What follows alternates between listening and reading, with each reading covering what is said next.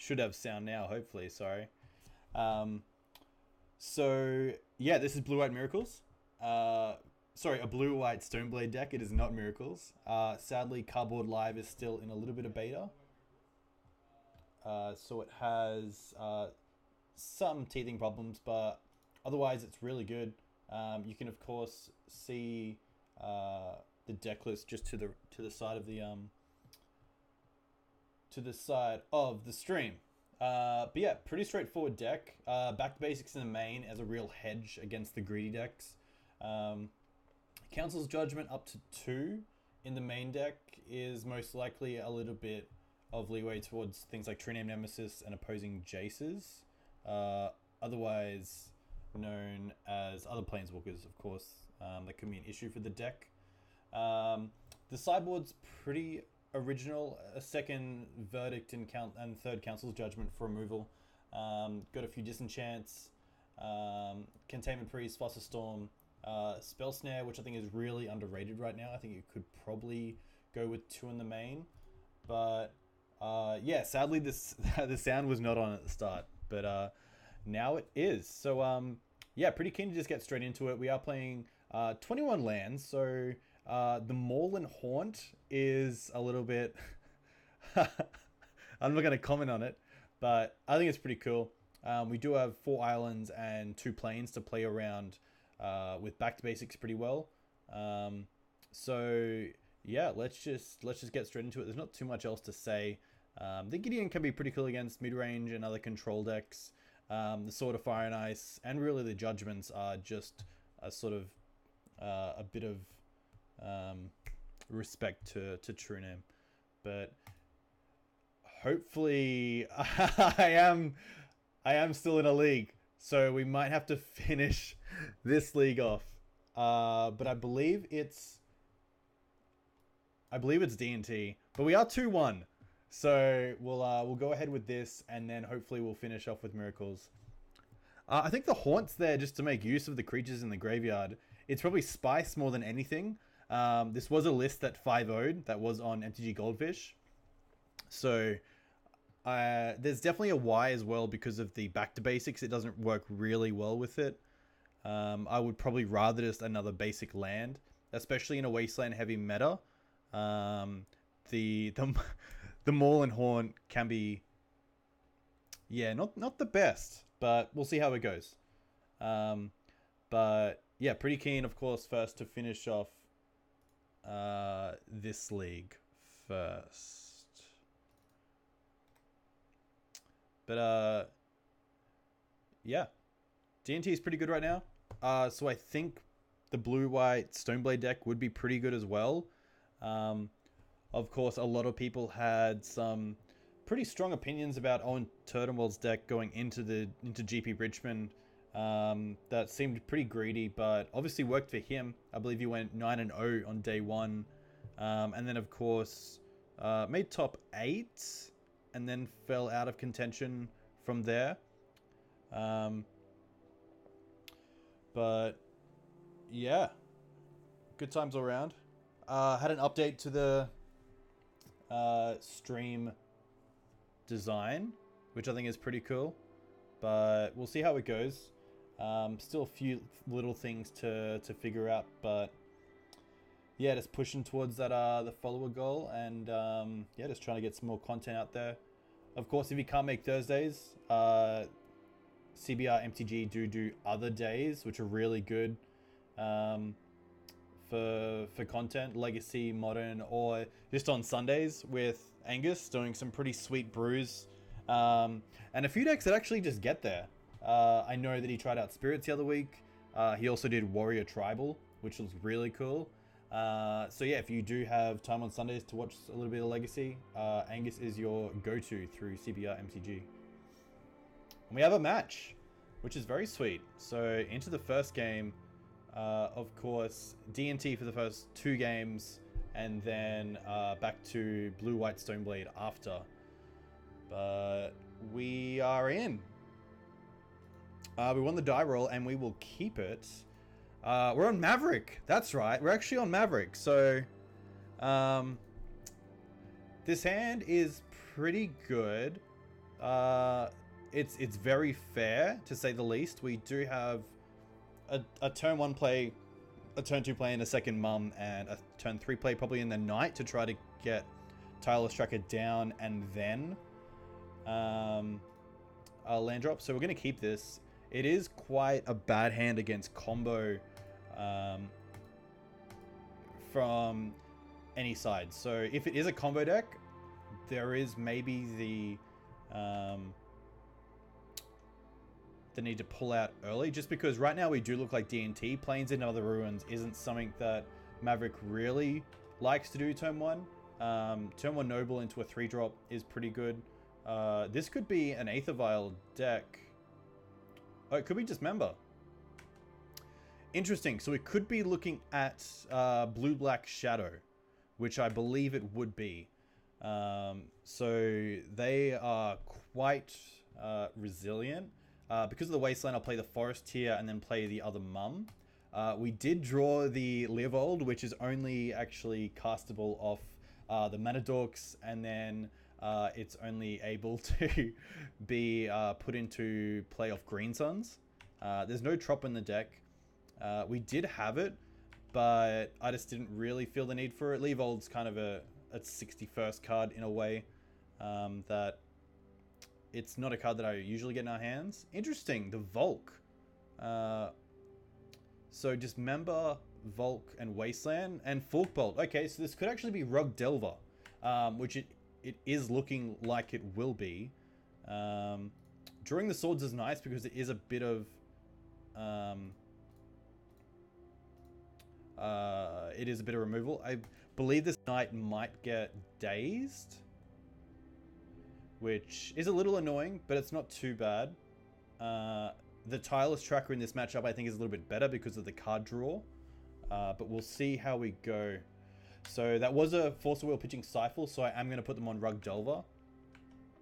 And if they go, say, Tarmogoyf Wasteland me, then they are looking pretty good. But I would really like to keep this land around so that next turn I could possibly draw a land, but also play the Tireless Tracker and get a clue off it. So Leovold great in this matchup, but not really where we want to be right now, just because we can't cast it. Yeah. Okay, so second land drop and nothing. So sadly nothing for us either, just another Knight, so we're gonna have to pass back. Combo maybe next week. We'll see how we go. It could definitely be combo, but something like a True Name, a third land and a True Name would be pretty bad here for us. But it is just a Delver, which is quite nice. I'm not going to Swords now. I'd rather wait to try to get a little bit more out of this deck, but sadly, it's just not happening for us. A few too many 3-drops. Still no flip on Delver, so...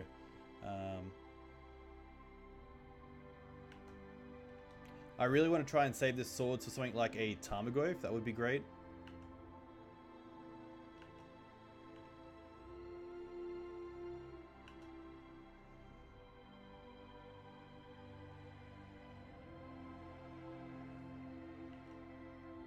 There's the Goose.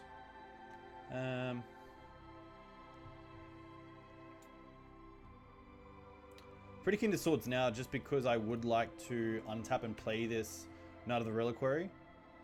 Wow, just not doing too well on the lands front, so sadly just gonna have to F6 here. Have a lot of gas if this game does go late. They don't have Threshold yet, so this will just be an attack for 1. I'm hoping this is a build without True Name, or else that's a clock that we really have a problem dealing with. But I guess this Screws might run into a Spell Snare or a Lightning Bolt, but it is something to do this turn, which is nice. But obviously, yeah, it's going to resolve. And perhaps they just don't have anything. Here's the Bolt. There's the Bolt. That's fine. So Maverick, usually a pretty big favorite against Rug decks. Still not being able to fill their graveyard, which is interesting. a little bit of the downfall of playing Rug is that you do have a 1-drop that just isn't aggressive enough a lot of the time. Well, Green's hunts for 1 here for Noble Hierarch. Hopefully this will resolve. If we wanted to play around days, we could have just gone for 1 for Dryad Arbor. But I felt like I really wanted to play around Wasteland a little bit more than days. And of course, with the Noble Hierarch on the field, it would have been a little bit closer to getting that Leovold online as well.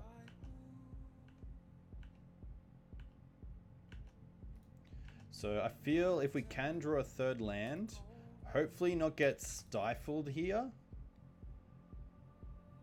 Hey, that's alright. Okay.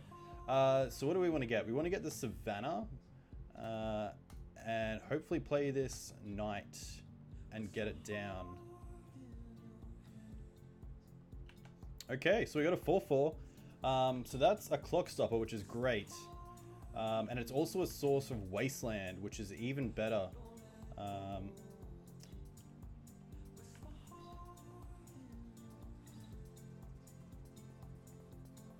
An attack here is interesting. It might show that they have Bolt. I would rather not block here and just let the damage through and go from there. And yeah, that's what's going to happen. So here we get to... I'm just going to play out this Tireless Tracker and see what happens.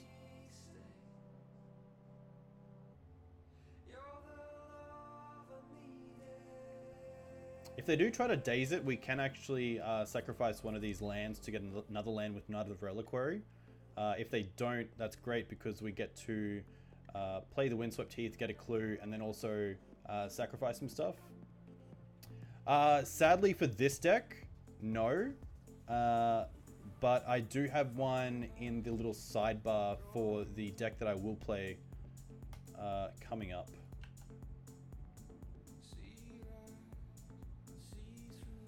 So I could try to race here. I could attack in for 5, but I'd most likely rather just to keep this Knight around.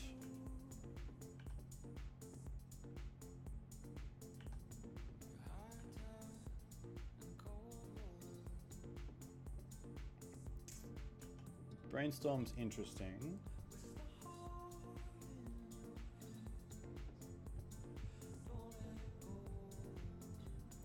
We are on 9, so we do have to be a little bit wary of a few bolts and a few too many attacks with the Nimble. But luckily next turn we should be able to get this Batterskull down pretty well and take over the game from there.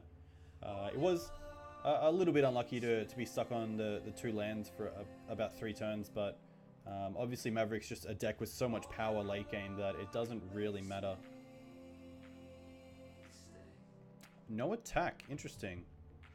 So I'm gonna fetch here just to get a scrub land. And now we can untap. Swords isn't the best.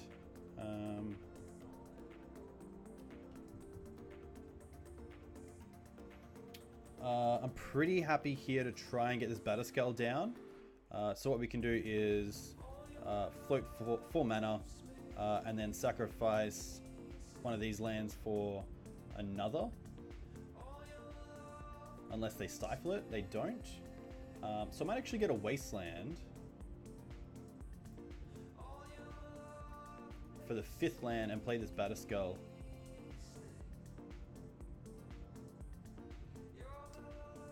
And it looks like it comes down. They could stifle the Germ, but it doesn't happen. And luckily, this is a pretty big play. So now we have a pretty awesome clock. We do have a bit of pressure now, and they don't have a great attack with just another 4/4 down in front of them. This might be a Braid. It is a Braid. Wow, okay. So that's pretty good for them. They get to get in for 3 here. A Braid is definitely a great card to have in the main deck. Ooh, so here's a Wasteland. So we can actually try to play out this Sigarda.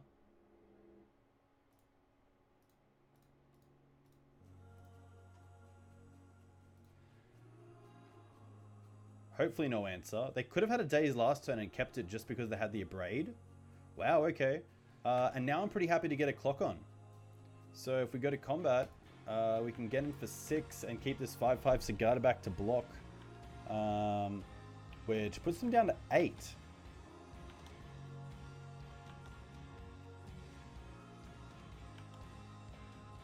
Cracking the fetch line and step mostly because I believe they knew the card with Brainstorm and just did not want it.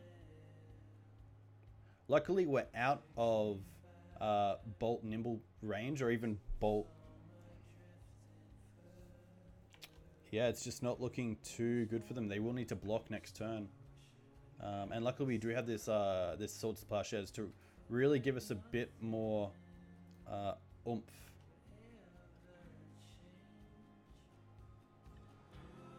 So here I'm happy to put the clock on and attack with both creatures.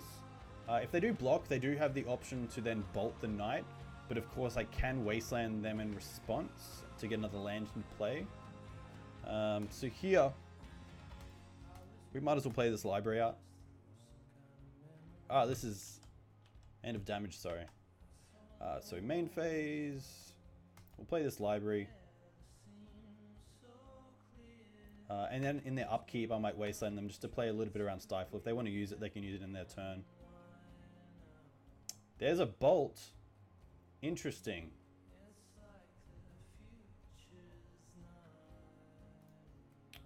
In response, I'm going to hit a Trop.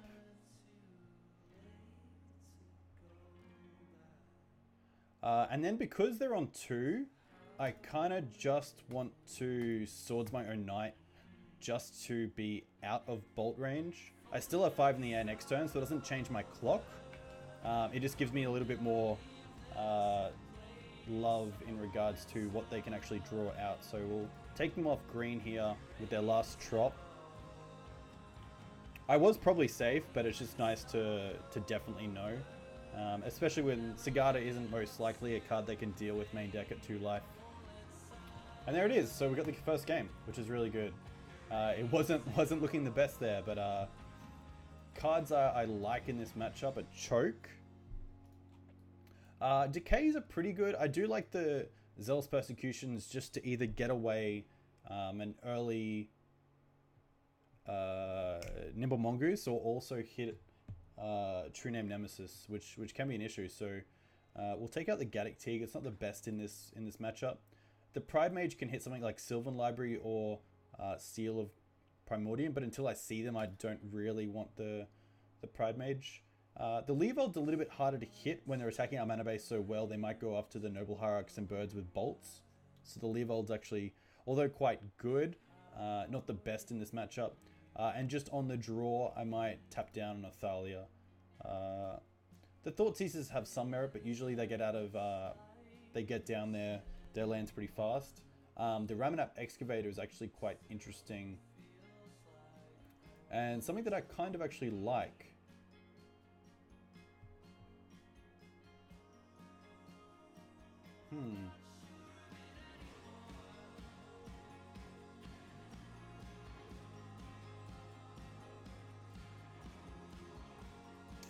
We'll go with this for now, and then we'll come back and reassess after the second game if we are unlucky and don't get there. But traditionally, yeah, this matchup's pretty good, and I'm pretty happy with how that game went. This hand's fine. It's a little bit of a weak spot to an early Delver, but it does have a Stoneforge package. It does have a Wasteland package with Knight of the Reliquary and Green Suns, which is really nice. So we have a turn 1 play, which is nice. I'm pretty happy for that.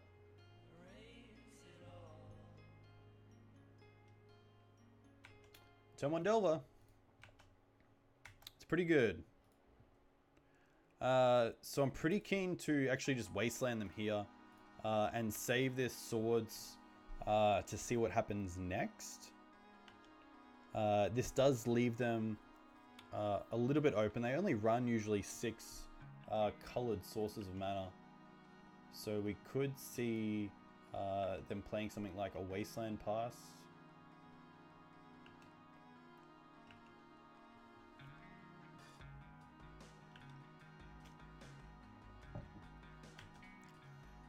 Ponder's not scary. Another Delver is very scary. But luckily, we've been left alone this time.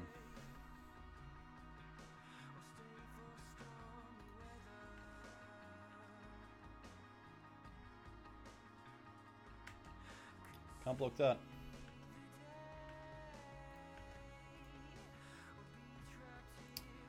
Just because Caracas is probably the least important land we have, I'm pretty keen just to play the Caracas and try to swords the Insectile Aberration now.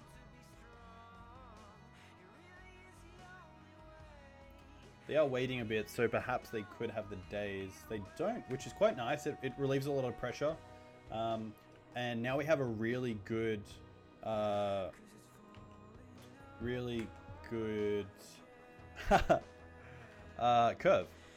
Turn 2 Mystic, turn 3 Knight, turn 4 Green Suns for whatever's in front of us, which is really nice.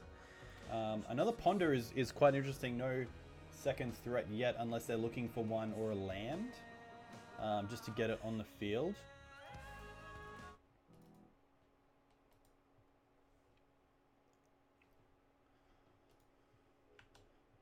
And Delta, nothing. Interesting. So I'm pretty keen here to run out this Stoneforge and see what happens.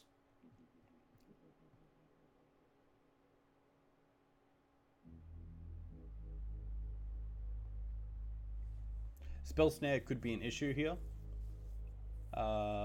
Bolt as well. It really depends on what I get here. Which I'm pretty keen to get Batterskull, just to make sure they have something. I mean, I could get the Jit and play it safe if they do kill a Stoneforge, but I'd rather get the Batterskull and make them have it. Because Batterskull on the field can be a lot different to, say, getting the Jit and spending a few turns to equip and play it. End step fetch here kind of thinks that they have something, but no, they could have fetched in the upkeep, but obviously did not want to. Wow, we're just passing here. So pretty keen just to play the Scrubland and pass and time walk them a little bit. We do luckily get to pretty much play in that turn with the Swords of Plowshares and the Batterskull, but we'll see how that ends up. Something like Sudden Shock would be pretty annoying, but I'm more than happy to try to play around that. Not that you really can play around Sudden Shock. It does have a split second, but either way, looking pretty good this game. Got a few good plays next turn, especially with Days back up with the extra land, unless they Wasteland us on the next turn, which I don't think they will. They do look like they're trying to dig for a threat pretty fast. Something like True Name Nemesis would be really good on this board, especially when we don't run Sword of Fire and Ice.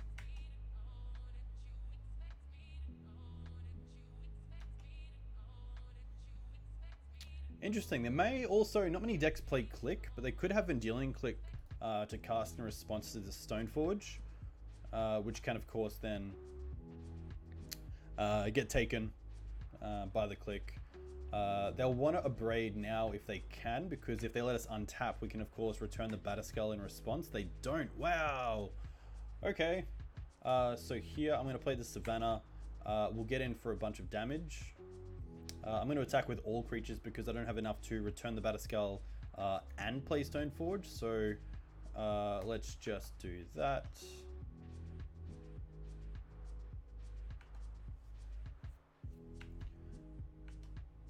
I'm not going to play anything else. I'm just going to pass turn. I want to keep up this mana for the Batterskull.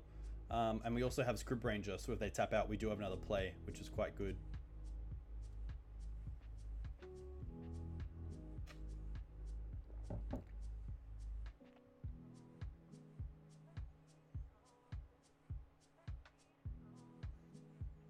This may be the Abrade. But if it is, it's not going to work out for them unless they use a Stifle as well on the return activated ability, which isn't looking good for them. So I will take this chance and go to return the Batterskull. And they have the Stifle. That's more than fine. Can't play around that. But I've got 2 cards out of them, so pretty happy.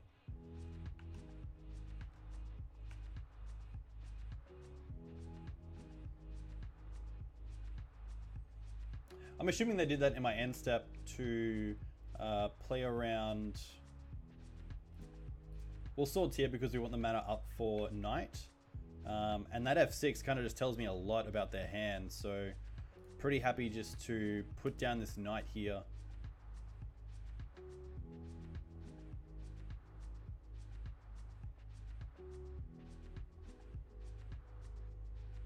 It is only a 3/3, but it will grow.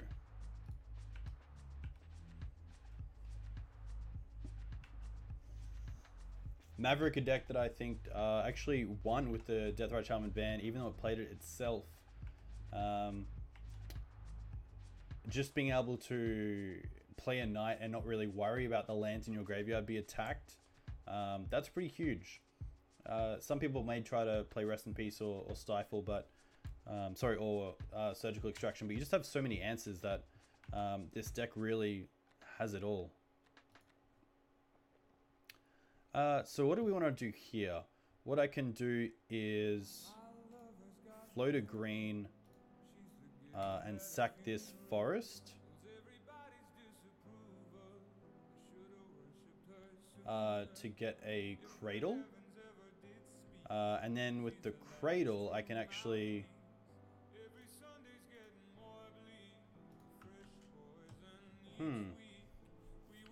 So we have 1, 2, 3, 4, 5, 6 mana.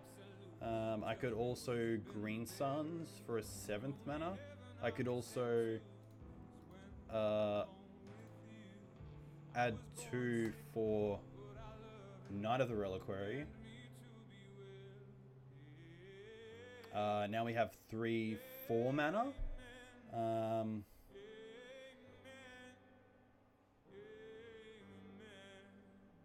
So I'm pretty happy here just to add a white, add 2, play a Stoneforge.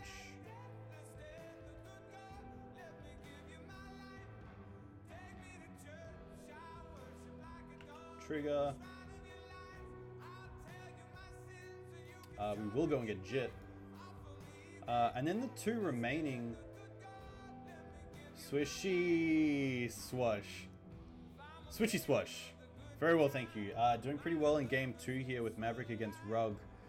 2 mana left. I'm actually pretty keen just to get this Script Ranger in play and start doing some shenanigans.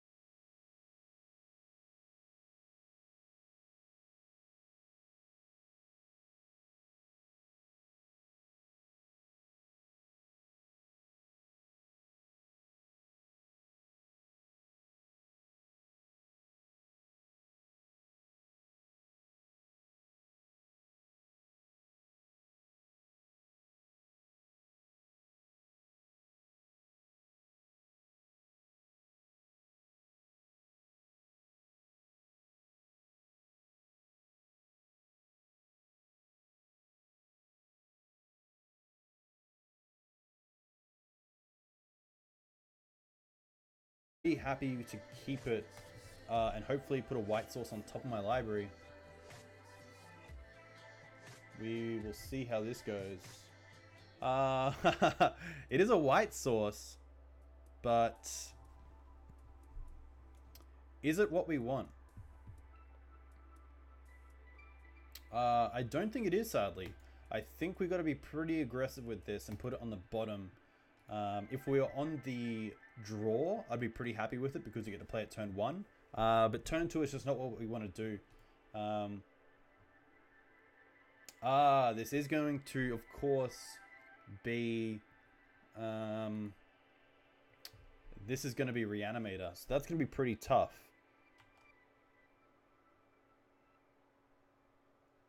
I do have some options. I can play the Scrib Ranger next turn into this Chancellor.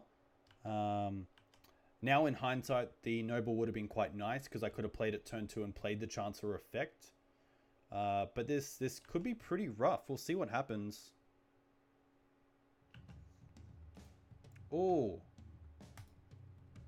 So we can at least Green Suns for 0 and pay Chancellor's effect, which it's not something that I want to use the Green Suns for. I'd rather use it for something like Scavenging Ooze, but we will still search. We now can get this Swords online if we Ghost Quarter ourselves for a white source. I mean, it's not a play that you usually want to do, but if we don't draw a white source, we might just have to, if they do get a fatty into play. I'm assuming an Entomb is going to be following up here, and there it is. So drew London. There is a London on top of the leagues with this said deck, but I believe this isn't it. I believe this is another guy. Oh, Iona's pretty good. So we do have Caracas as an out, but that's about it. As a little bit of a saddie, but yeah, if they name white, that's pretty much game unless we draw into... Oh, they chose green. Oh, wow. Okay. So what can we do here? We can play the Bayou. And then I think what we really just want to do is float a green, Ghost Quarter our forest,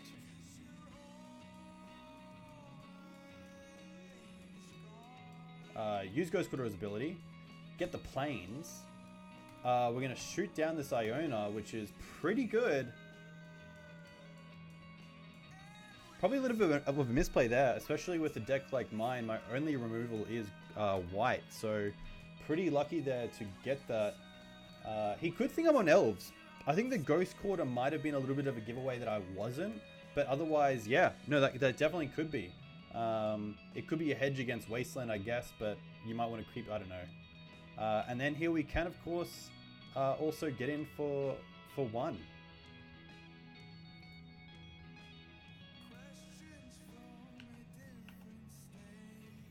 So that's actually quite... Oof.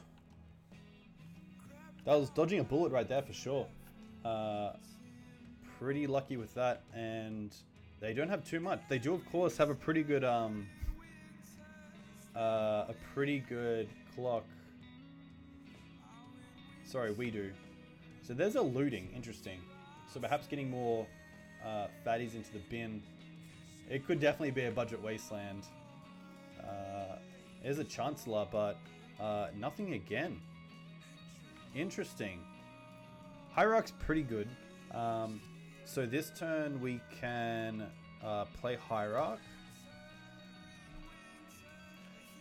We can play out this Thalia as well and then crash in for 2.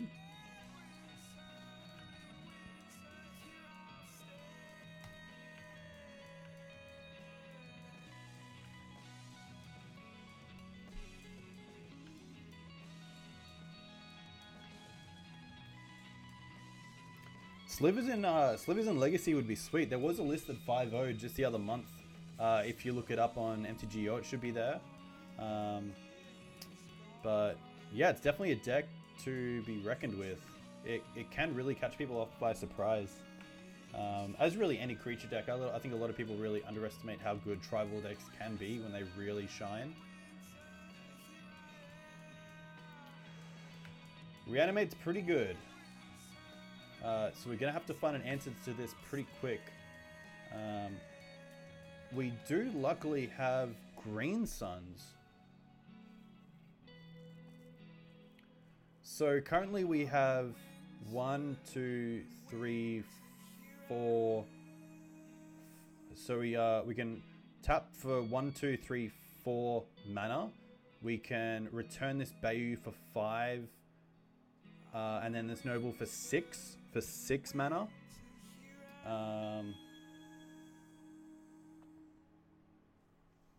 But of course we also need to pay for Chancellor's Effect. So this is pretty tough, but I believe what we can do is go 1, 2, 3, 4 mana. And then we can untap this Hierarch and return this Bayou.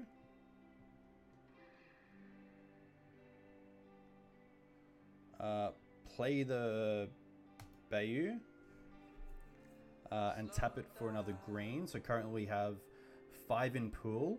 So that's currently a Green Suns for 4, paying for the Chancellor, so 3. So we can go and get Knight of the Reliquary, which I'm pretty happy with. So we can Green Suns here.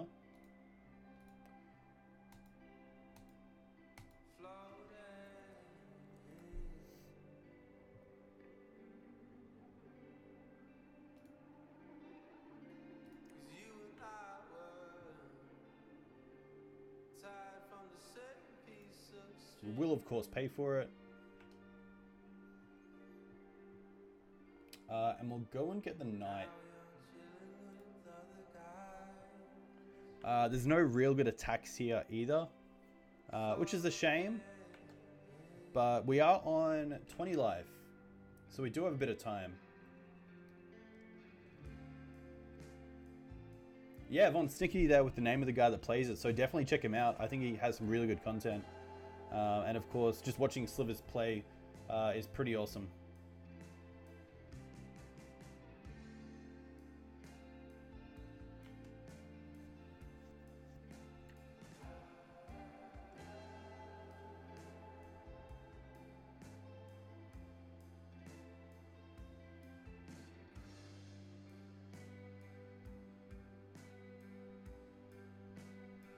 I of course could have played it a little bit more safe and got Scavenging Ooze, but as they're discarding nothing, I'm not too scared. This Chancellor surely getting in. Wow, not getting in. Interesting. So there's Caracas, which is a pretty good draw. So because it's the land drop for turn, I'll play it. And then we'll play this Qasali Pridemage mainly for the effect of Exalted. So this Knight can swing in for a fair amount of damage. So we'll go to combat and we'll attack him with the Knight, which will become a 6/6.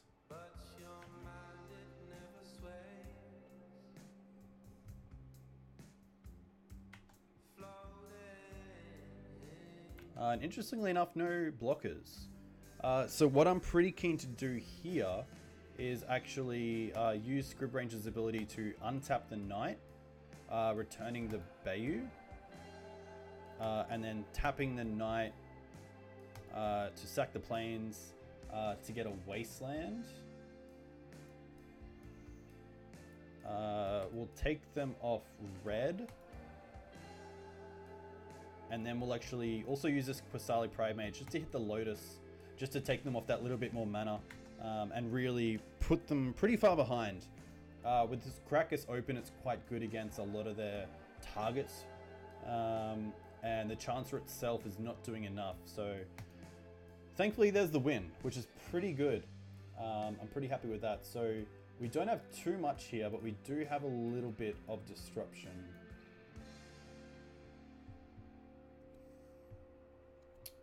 So what don't I like? I'm not a big fan of the Gaddock Teague. The Stoneforge package isn't that great, so we can take that out. Mother Runes is okay. We might trim on one. And perhaps we can just go down on one Thoughtseize.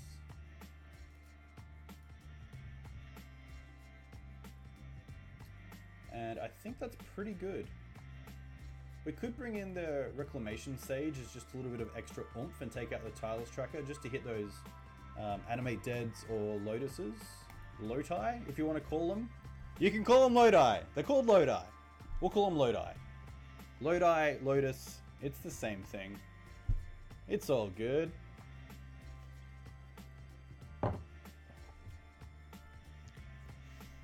But yeah, pretty happy with this deck so far.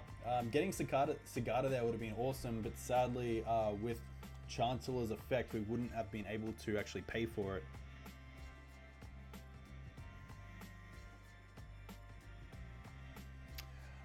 This hand is pretty good. We're going to keep it. If they have Chancellor, the Surgical comes a little bit worse. But we do have Swords as well, which is quite nice. So that's looking pretty good.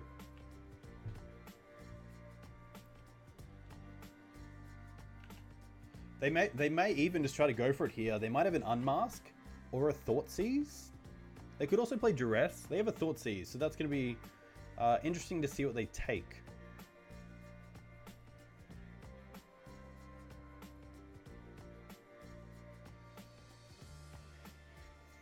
I'm gonna believe it's the Surgical that they take. Next turn, I might then. Yeah, it is.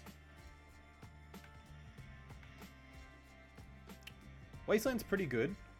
Here I'm pretty happy just to play the Savannah out and Green Suns for Dried Arbor, just to get that mana accelerant going. It's not the best of the tutors for Green Suns, but it is a turn 1 play, and it can put us ahead a little bit, which is nice. Especially having this Wasteland next turn that we most likely want to use.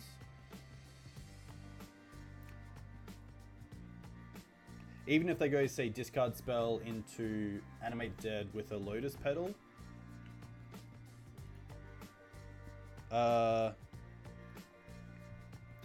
Interesting. So here I'm pretty happy just to attack first with this Dried Arbor to get some damage in. Crop Rotation flavor text is Lotuses. Is it actually?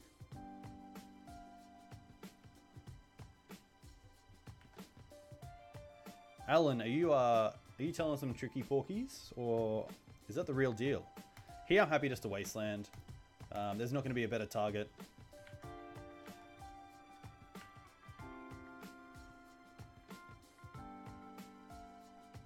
Wow, no one 2-man step, so not too sure what they kept, especially being what looks to be a pretty land light hand.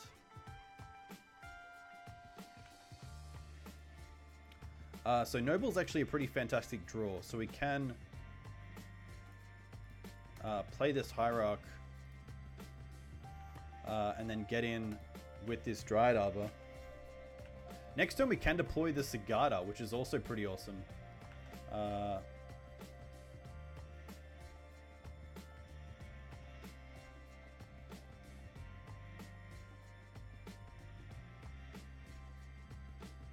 So I am pretty keen just to use this Ghost Quarter now, get another land out of their deck. Next turn with the Cradle, I can still tap for 2, 3, 4, 5 and play the Sigarda.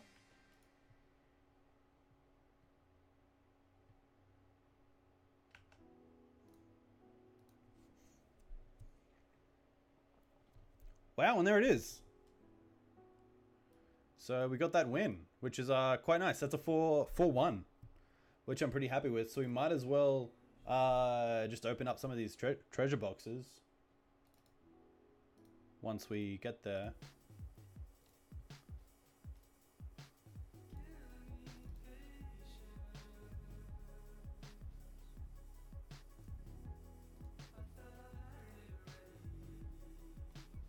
Oh, Valakut. Interesting.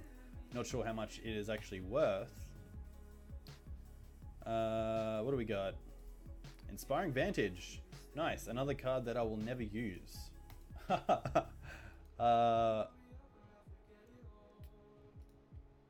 Oh, a great pack there. That's one to keep. Core Spirit Dancer. Nice. Just for all those really competitive decks that you play in Modern. Nothing too great in these. Hey, nice, an unplayable Planeswalker. That's sweet. Thanks, Wizards. No, Vraska is actually a sweet card. There's a Cruel Ultimatum. If anyone knows Gabriel Nassif for his Cruel Ultimatum play, it's probably one of the best ever caught. And there's the play points. That's what you play for, ladies and gentlemen. So okay, let's get into this deck. So we have a pretty basic blue-white Stoneblade shell. We have the Snapcaster package. We have True Names to finish them off. Just a single Jace, which is pretty interesting. And then we have in the sideboard a bit of combo hate and a few more answers to things like True Name in regards to Sword of Fire and Ice, Judgment, and Verdict, which is cool. I'm sticking with Legacy because I'm more fond of older cards. Standard and or Modern I'll do later. I have made decks for them. But just the cards that came with MTGO when I dived in. Yeah, it's fair enough. Legacy is the best format. I mean, let's not kid ourselves here. It is one of the greatest. So, let's get into this straight away. We've got the play lobby. We will join a league. So, pretty happy with that. We'll go with Stoneblade. This is a deck list of MTGO. I wish I could tell you who played it, which I actually can.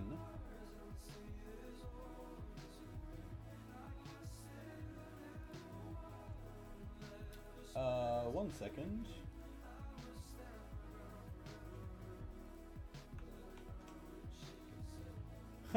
VCF. That is where you can find the deck list. So here we go. Lost the die roll, so on the draw. Not a bad hand. Not a bad hand. Of course, if we draw another... Yeah, I'm pretty happy with this. There's no early plays other than keeping up Flusterstorm, but against combo decks, Flusterstorm is great. Against fair decks, Stoneforge is great, and Jace as a endgame is just awesome. I'll most likely start off with the Island and then play the Flooded Strand. I don't really want to be, say, paired up against something like Eldrazi, which of course does not play Island, so pretty happy there. So let's just throw it back to them. Drawing the second Stoneforge is a little annoying. It would have been nice to have something like Brainstorm to put this Batterskull away and then search it up later on with Stoneforge, but you can't have everything, you know, so... Arid Mesa, this could very much be Miracles, which... yeah, it could also be Show and Tell. Interesting. I would put this start most likely on Miracles, but Lazy 1992, you could be very correct. So this is interesting. I could also just play the Arid Mesa and pass. I could play the Stoneforge Mystic. Because Flusterstorm is my only permission right now, I'm just going to play the Arid Mesa and pass turn. Yeah, that's fair enough. I've definitely seen Miracles lists running Arid Mesa, mainly because they play the Volcanic and they might even play the Mountain in the sideboard. Fetching there. Yeah, there we go. Okay, so we're playing against Miracles. So this hand is not too bad, but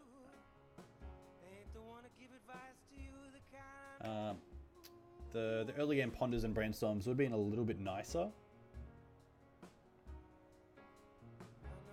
Yeah, you're definitely correct. Lazy 1992. Is it 1992 or is it 1992? Because it could be either. Let's be honest. Alright, so let's play this Flooded Strand. We'll fetch here for just a basic planes. They could be playing back basics as well. So we'll play Stoneforge.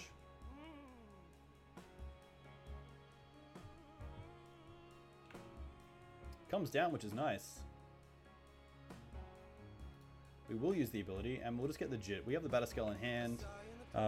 It's a little bit of a gimmick. They might not know that we're actually on with Batterskull in the hand, but we'll see how it ends up. If they play a Jace next turn, that's pretty rough.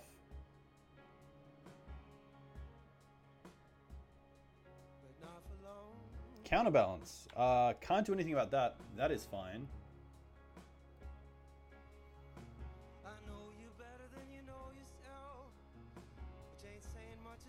This could be a Swords to Plowshares. Which I'm actually happy to fight over here. Mainly because if next turn my turn is Stoneforge pass, if they play a Jace and bounce the Stoneforge, I really have nothing. And this Flusterstorm is not really going to turn into anything better. It could even just force something like a Brainstorm out of them. So we'll choose his swords with, of course, one counter. Same targets.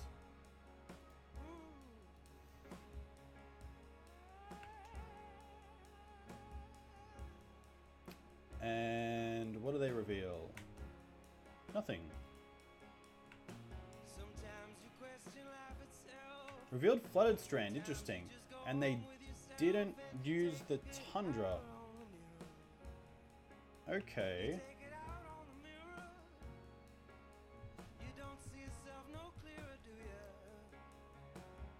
Yeah, Rainbow 39 Cardboard Live is looking pretty good. Interesting that they didn't Brainstorm in response, unless I believe that maybe the Flusterstorm copies do not get countered by Counterbalance. Mainly because they weren't actually cast, they were just copies of.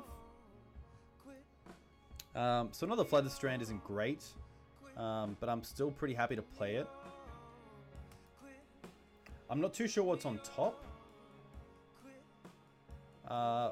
But here I'm pretty happy just to even maybe perhaps play this second Stoneforge and pass. If I do so, I want to fetch here, which is a little bit annoying, but I need to, because if I don't fetch and pass to their turn with the... There could also be a Terminus on top. They could have put back Terminus. So...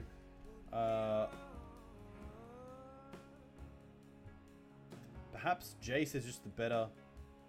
Maybe Jace is just the better play. Because we have enough mana now for Batterskull anyway, I don't believe they would have been ready for Jace with Counterbalance. So it should stick. They have nothing on top. Okay. So now what I'm actually pretty keen to do is look at their library and see if Terminus is on top. It's a Snapcaster Mage.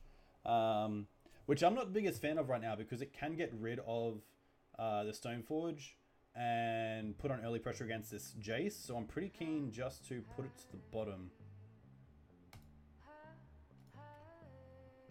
And now we get into attack phase. We might as well attack. We can't actually put in the Batterskull this turn. So I think there was definitely merit to keeping Batterskull open. But just having the ability to put down a Jace when there's not something like a Mentor in play, I was pretty happy for that. They obviously haven't top decked a Terminus either. There's a Jace of their own.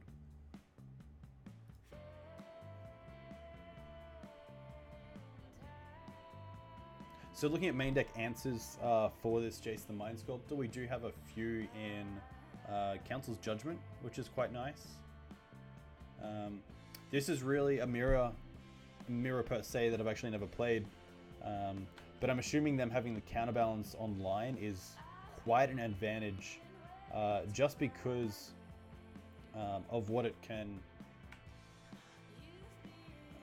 really give my opponent in regards to an advantage of free counter magic.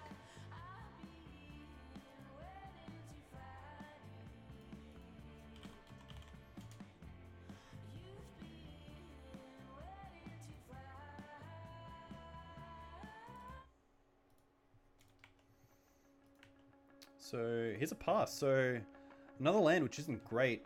What I am pretty happy here to do is just brainstorm, because I do have the fetches at hand as well. So these are all pretty good. So I'm pretty keen to put back perhaps one sword and one of the fetches.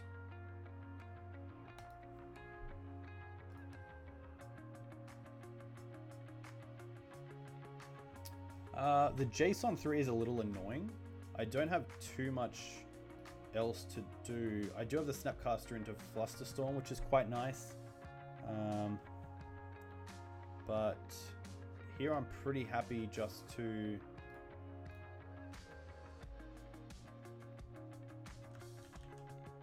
I'm just going to keep up Snapcaster and Flusterstorm, and then also keep up Stoneforge and Batterskull. Starts using all 5 mana, which is pretty nice. And it does allow me to keep some sort of control on this board.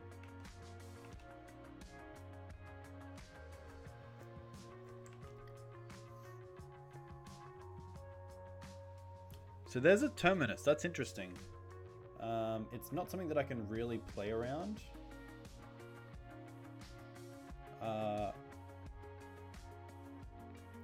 I might as well put this Batterskull into play. Mainly because I could even just play an end step Snapcaster and try to equip the following turn. It is a little bit risky, but I think it will be fine.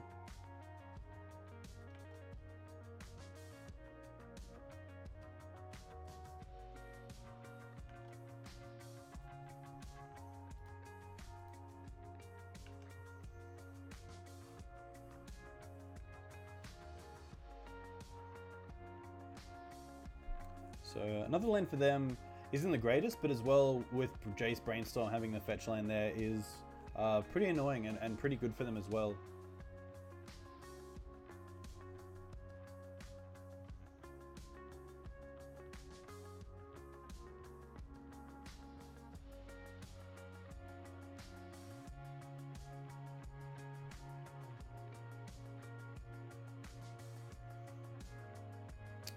Interesting. I'll let them predict first. I don't want to push the Snapcaster into it.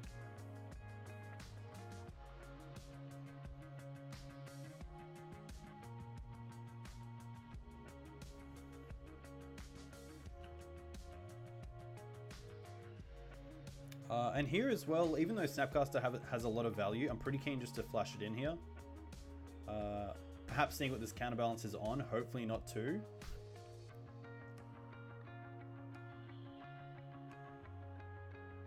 It's a Spell Pierce, so pretty happy there.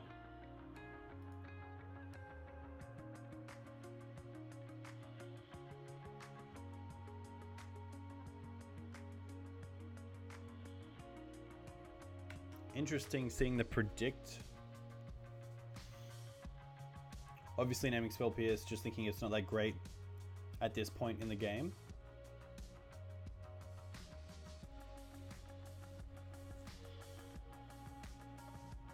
Perhaps even trying to hit a Force of Will.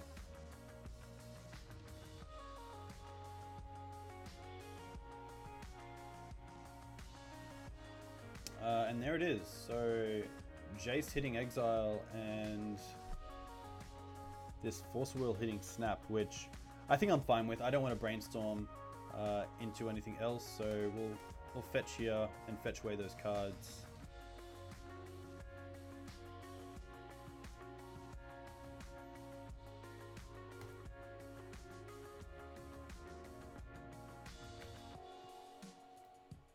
So here I'm pretty happy to draw 3 and try to hit a Council's Judgment. Obviously don't. We can take them off a mana if we want to with the back to basics, but it's not the greatest. One thing I can see here is that now we have Brainstorm locked ourselves, which of course isn't the greatest situation. So we'll put back the Verdant and then put back the back to basics. We can hopefully now go to shuffle with the Stoneforge. Hopefully it doesn't trigger. Mainly because we need the... Wow, they revealed a counterbalance. Okay, that's kind of annoying.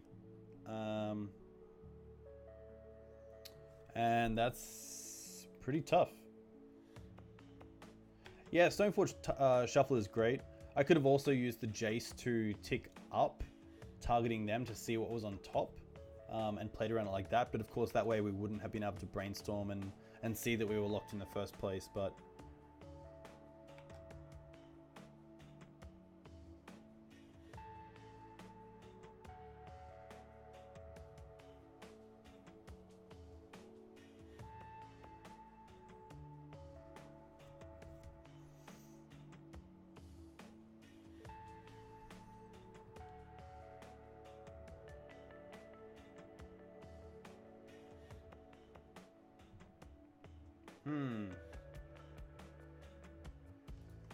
this is tough.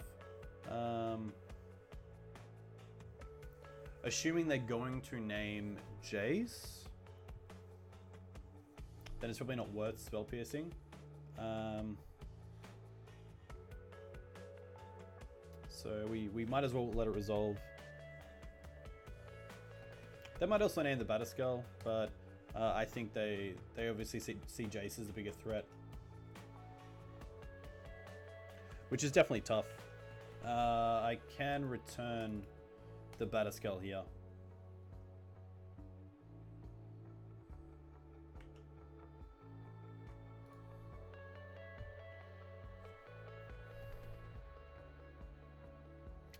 So if I brainstorm and see that I'm locked, then it's pretty tough. Of course, I'll be drawing the Supreme Verdict and 2 other cards. I could just try to jam this Batterskull, which probably isn't the best option. But at the same time, it would mean they would have to have either a force in hand with a blue card or a force on top. They do have quite an easy out with the Jace bounce the Germ, which kind of just time walks me, but I think this match is going to go pretty long, so...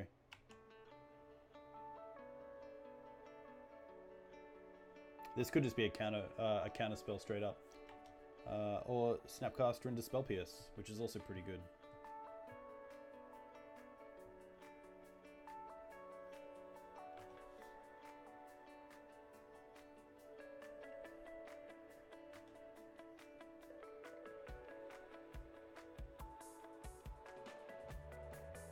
So perhaps the hand to begin with is just a little bit too fair, which I will not pay for this for. And then I will 6 across. So of course we know the draw next turn is going to be Supreme Verdict.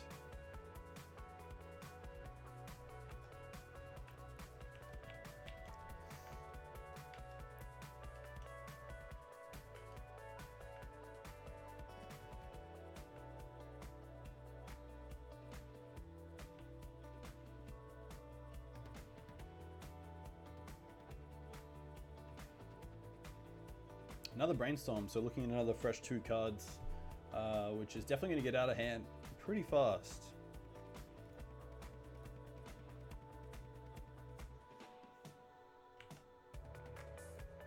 So here, happy to cast this Brainstorm first and just see what the counterbalance is on.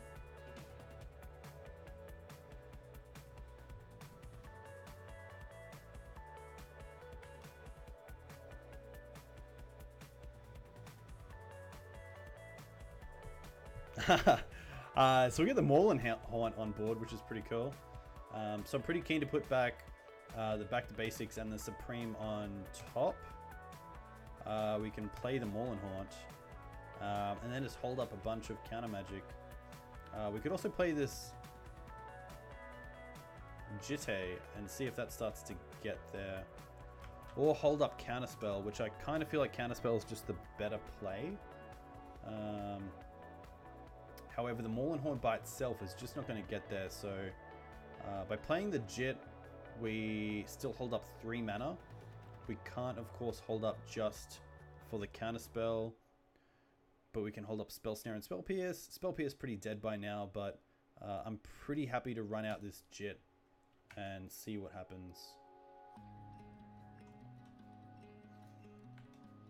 Of course, it hits a counterbalance, which is fair enough. We now know what's on top, which is nice, but not the best feeling.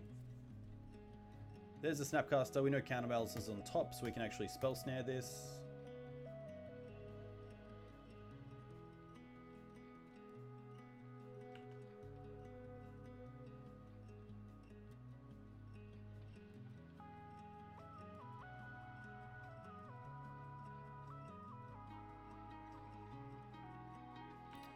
And there's a fetch. So obviously trying to go for the blind flip into a 1-drop, which is pretty high.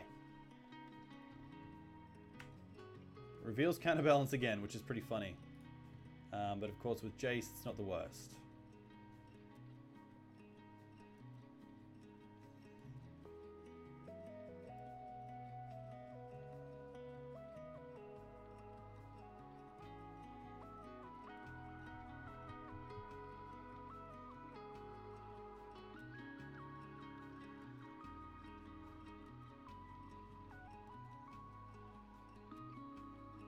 Looks like a force, which is fine. We could have held up a blue, but it would have meant that we wouldn't have done much with our Maulin Haunt, which was sort of the big go-to for this turn. But that's more than fine.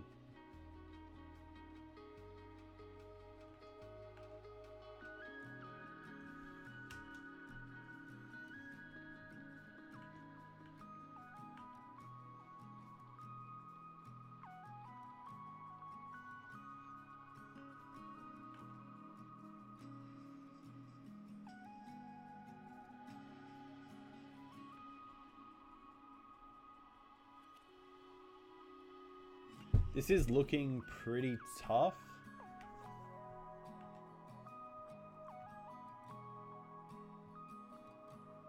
Can of course use a swords here just to see what's on top of the library after they've used Jace this turn. It could mean that we can get out of Brainstorm next turn, or it might just mean that we have to try to Supreme Verdict them. Reveals an island, so that's fine. And then we take 2, of course. So we'll Brainstorm first.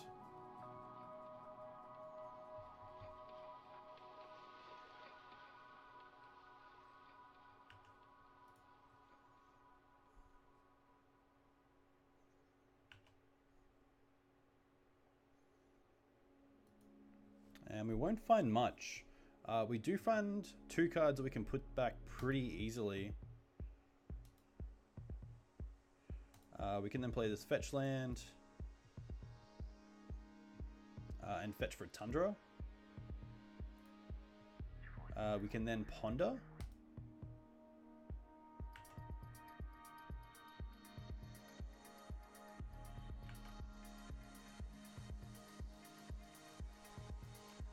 All pretty good cards. So I'm pretty keen to put back. The Stoneforge sadly doesn't do a lot. So we'll put back the Stoneforge, the Ponder, and we'll draw the Council's Judgment. We will not shuffle the library. We'll then go to try and cast this Council's Judgment. We know it's just a land on top, and we can counter spell anything they try to do, which is nice. Hopefully even counter spelling their next Jace. Damo, thank you very much. That is more than fine. I hope you had fun watching so far. Here's a force. So I feel like we should just counterspell this. It does kind of show me that they don't have another Jace in hand. So we will vote for the Jace.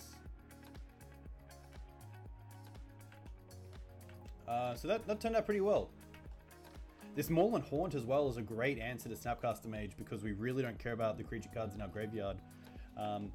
So yeah, both with one card in hand. Of course, Spell Pierce not being the best card, but definitely not over, which is nice. So we'll ponder first. Hopefully they have nothing. Sword Plowshares, okay, interesting. So sadly we are going to draw that Stoneforge, which won't do a whole lot this game.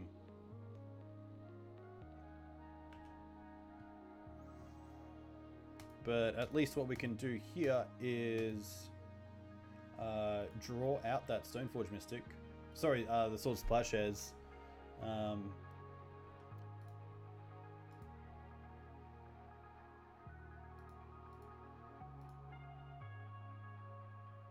And there it is, so essentially gaining us a life, which is quite nice. And it looks like no follow-up from them.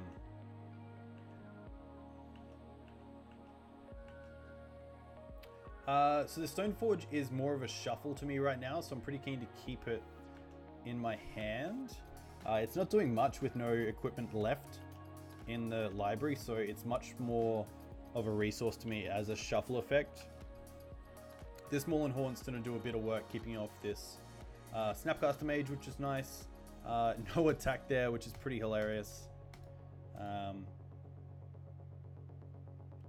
We'll exile a Snap. And then we'll pass. We might as well see if the Stoneforge gets down first. If it doesn't, that's fine. We get a Maul and Haunt token out of it, which is great. Portent. Interesting.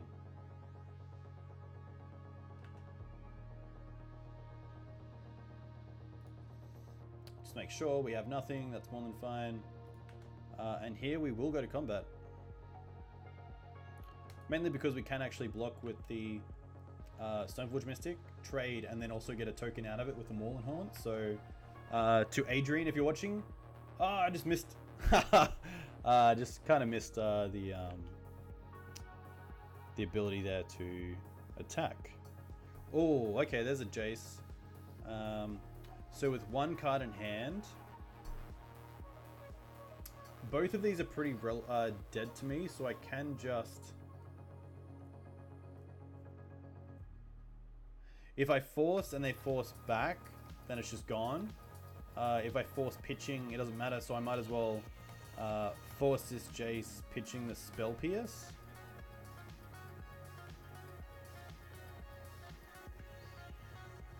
Counterbalance. What do you show? Brainstorm. Okay, that's fine. So this Jace is not going to... Okay.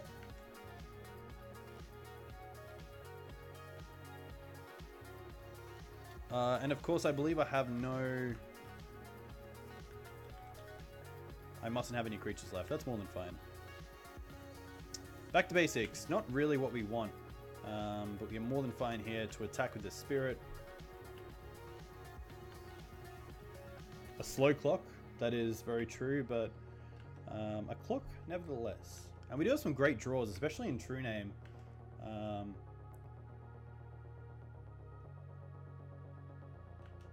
They will, of course, fire off this Brainstorm. Hopefully not hit another Jace or something like a main deck Gideon. That would be pretty rough.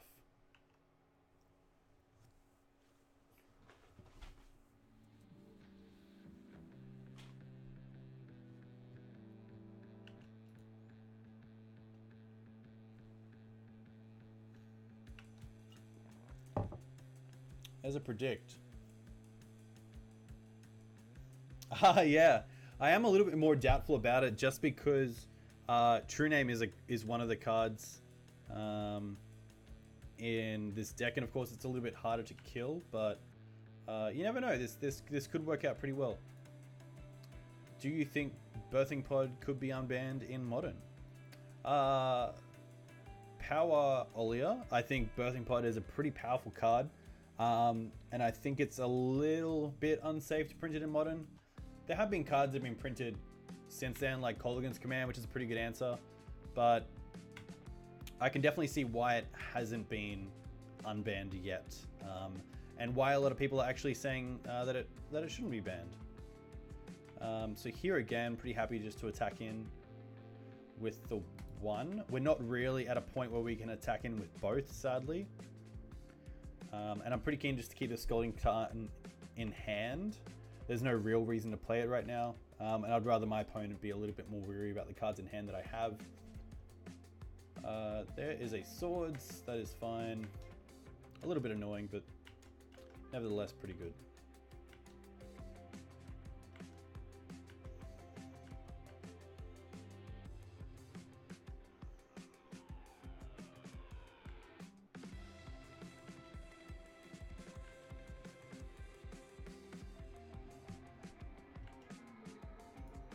Draw into a Swords, which is pretty funny. So I obviously want to attack here, and we'll just pass turn.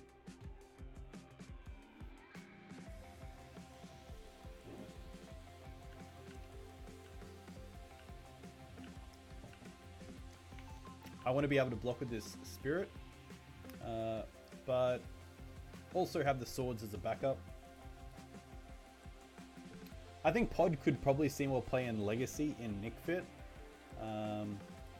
I think it's a really cool card, and especially with the card pool that you have in Legacy, that it's just a sweet card to play with. So they are showing me that I can make the trade if I want. So what I might do here is go to block first, and then before damage, go to try and Swords the Snapcaster Mage. There's not too many other threats that I'm scared of. It doesn't look like they're a deck that is playing the Mentor. Back to basics on top, interesting. Snapcaster Mage is pretty good. So pretty happy with that. We can get in with this token and then hopefully sit back on this Snapcaster for a little bit. At worst, it is a... Oh, I could have also Snapcaster Pondered if I wanted to, but I didn't really want to there. Interesting. Snapcaster. So back to basics is still on top. So what I could do here is just play the Snapcaster into Spell Snare.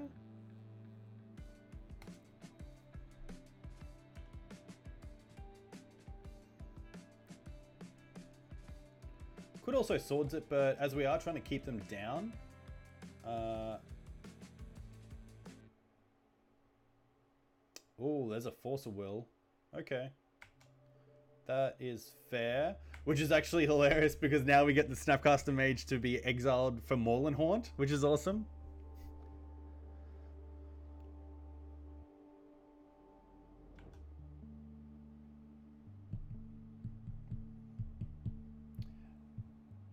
Hey, is that It's Julian? Very cool to see. Defense of the Heart would be pretty awesome in Legacy. Let's just get that card up for a second. Defense of the Heart. At the beginning of your upkeep, if an opponent controls 3 or more creatures, sacrifice it. Search your library for up to 2 creature cards and put them onto the battlefield. Interesting. So you could definitely play is Forbidden Orchid in Legacy as a way to give your opponents a bit of a creature base, which is pretty awesome. There are also some cards that, of course, when they enter play, because they're quite highly powered for their mana cost, they give your opponents creatures to block with.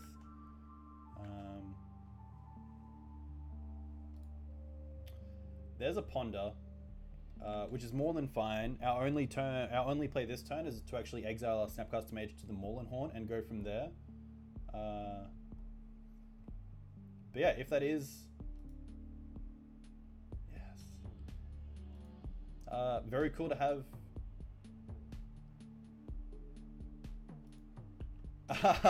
Yeah, that's very true. It could definitely be played in Legacy. It's actually quite surprising to not have already seen it in the Legacy Premier League. Of course, it's just a card, when I think of Legacy Premier League, it comes straight to the front of my head. So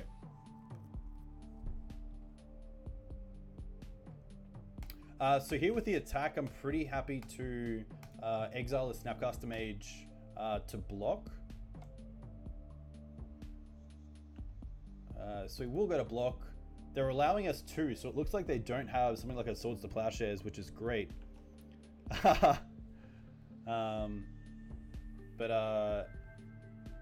It's, yeah, I actually watched the Legacy League this morning at work, which is pretty cool. Just in the in the little corner of my screen.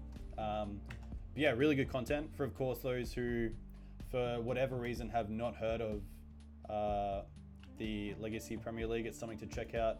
And of course, it's Julian itself. I saw 5-0 the other day with Maverick, which is pretty cool. One of your pet decks, I assume, right now. Actually, probably your second favorite deck in Legacy, if I'm not mistaken, behind Elves, which is definitely a big call. But I think it's fair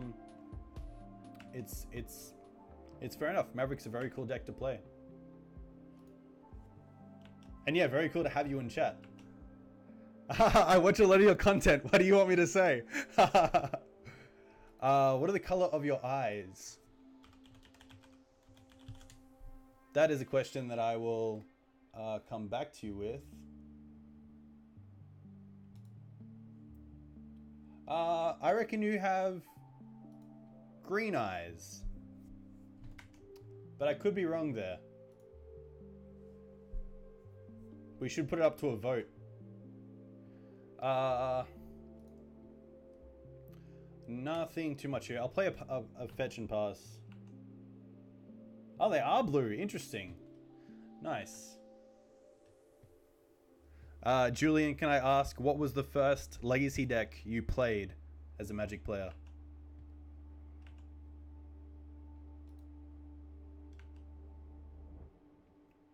Stoneforge not the best draw, but of course, it's better than nothing. We don't have any cards left. Enchantress, wow, a great deck to play first.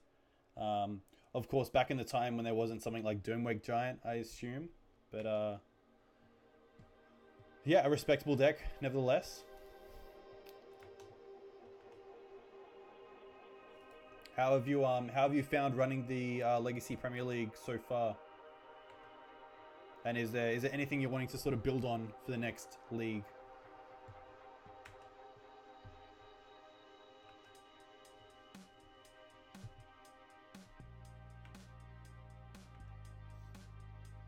Oh wow, yeah, type 1.5. That's really cool. Brisbane, where I'm from, obviously has a lot of a really good Legacy group and a lot of old players, so I'm sure a lot of them probably played around 1.5 as well. Search for his canners here being pretty annoying, but we do have the back to basics to try to stop it. Creighton, yes. Thankfully, I am going to the GP later this year in Japan, just after GP Melbourne, which would be really cool.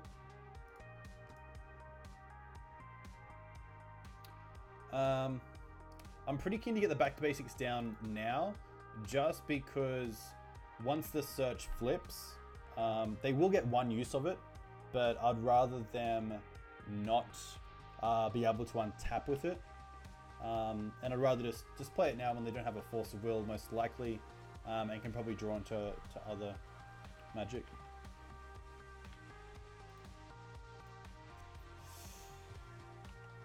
This game not looking good, especially down to 7. This Snapcaster is a 4-turn clock. Stressful like the day the LPL actually is. I spent almost the entire day on it, but it's so much fun, especially seeing those matches and stuff.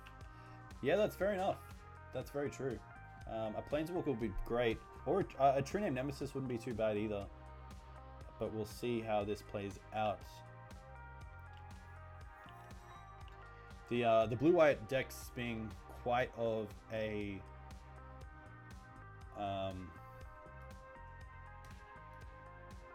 grind, to say the least.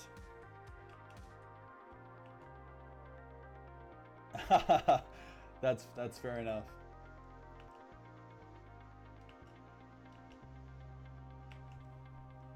Have you been to Australia, Julian?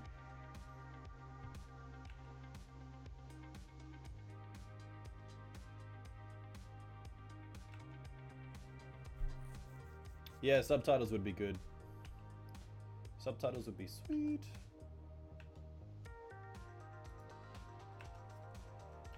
Let's just pass back. This search really helping them, even unflipped.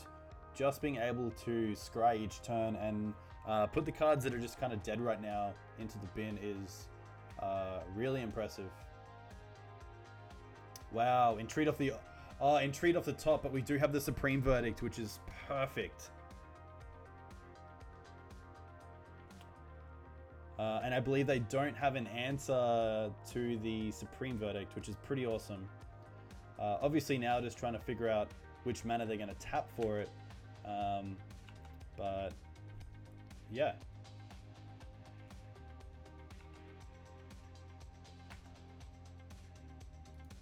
Another island, not the best draw.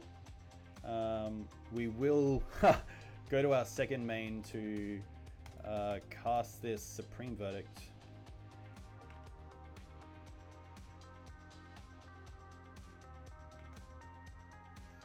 Play another island and just pass back.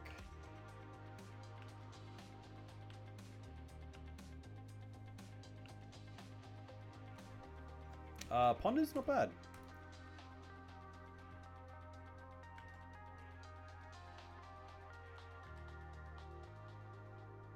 We will shuffle this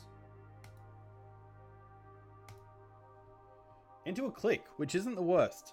I'm pretty happy with that. So we'll play that on their end of draw step, I'm going to say.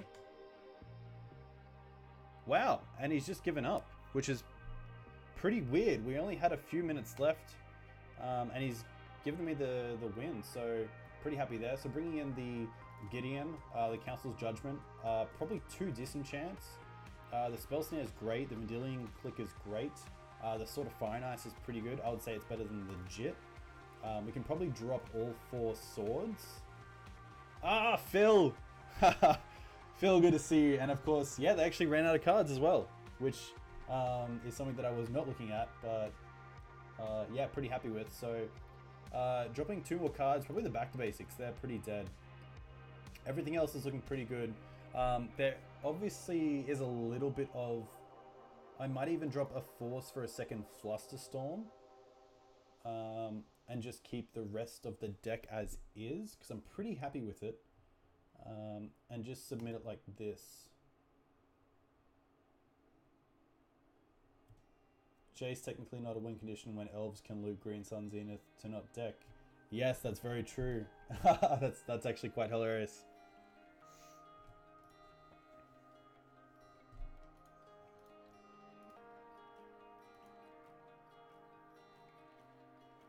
What are the big events in Europe coming up, or at least left in this calendar year?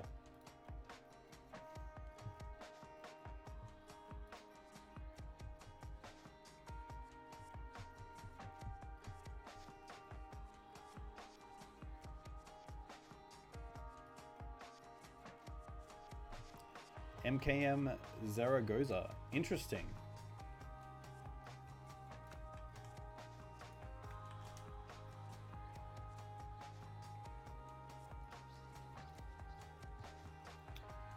This hand is a little slow, but it's not the worst. We do have 3 lands and a bunch of 2-drops, including both our disenchants. They are mainly for counterbalance. They can also hit, of course, Search for Iskander. So I'm pretty actually happy with this keep. The Snapcaster Mage is more long-term, and Stoneforge Mystic is for sort of an early aggression plan.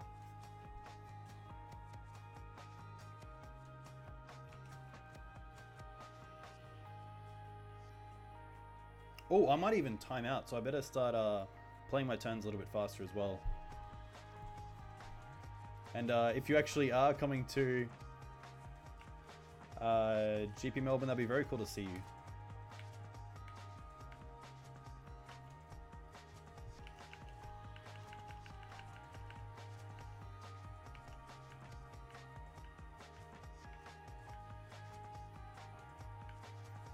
There's counterbalance, which is pretty good right now. So here I'm happy just to play this island and pass, and fetch and hit this counterbalance with disenchant in my turn. So there's a search as well, which is interesting. So here we'll search for a basic land of plains and try to disenchant this counterbalance first.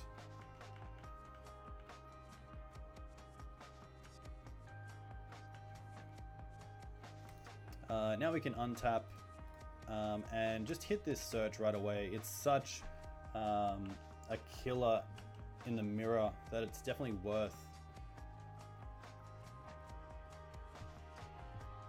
trying to play around. I don't really want to fight over this, although perhaps I do. I do have Snapcaster as well, so I'm actually not too unhappy with this.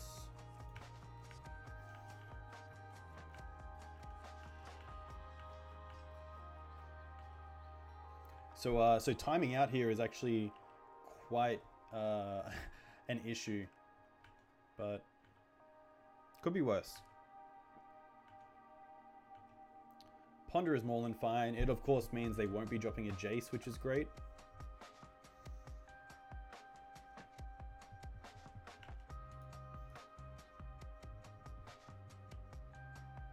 Another Ponder, interesting.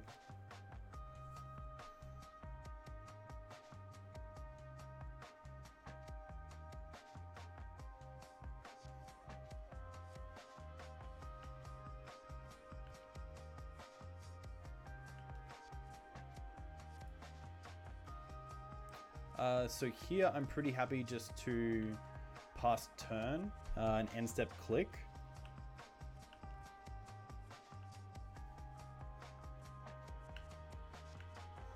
If they play it, I could go early for a Jace, but if they go early, they're most likely going to play a Jace and Brainstorm, which is more than fine because I do have the click and force backup.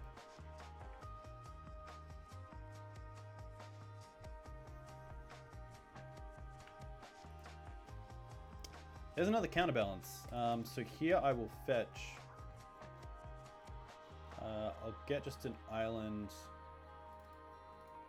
And I'll play this click. Click resolves. I'm actually going to target myself.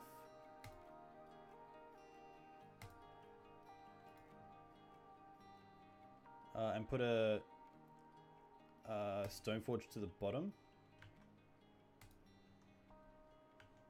Another click's pretty funny. The counterbalance is fine. Plains is great.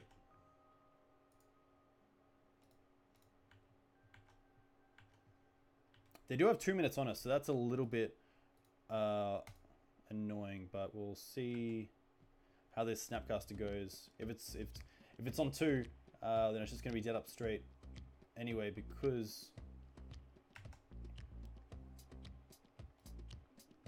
we will target a disenchant.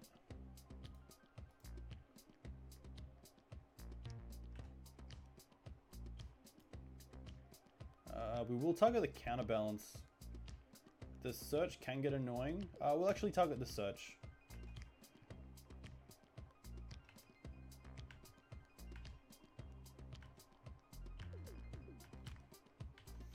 And now he's going to try to kill him in a few turns. So we have a 3-turn clock, which is pretty great.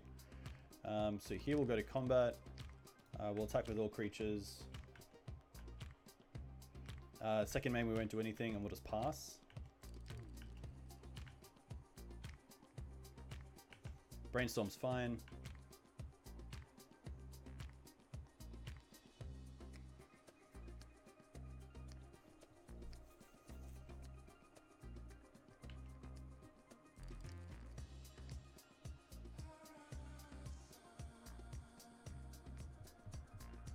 Swords on the click is fine because we have the backup click anyway.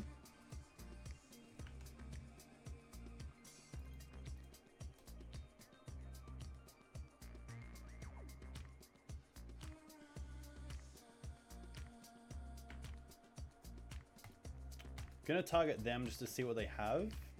We'll put the... That's fine, they can keep that.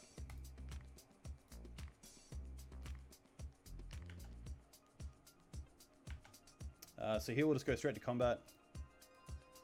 Attack with all creatures. Put him down to 5.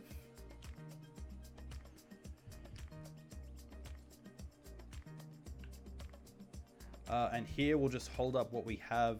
I could play the Stoneforge if they get rid of one creature. Nope, that's cool. This will be sweet.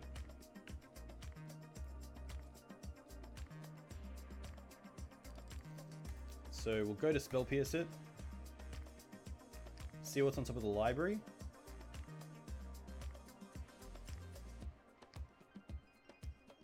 Disenchant on top, that's fine.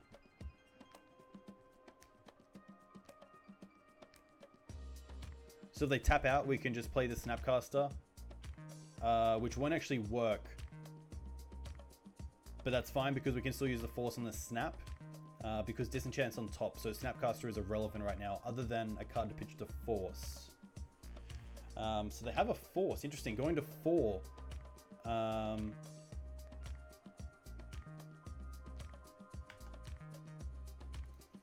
So they do have the Flusterstorm that we know about as a last card in hand, but these cards aren't doing anything right now either. So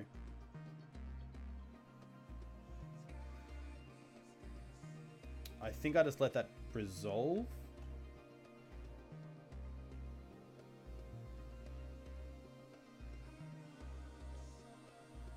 So they voted for the click, we'll vote for the click. Of course, can't do end step shenanigans. Batterscale's pretty good.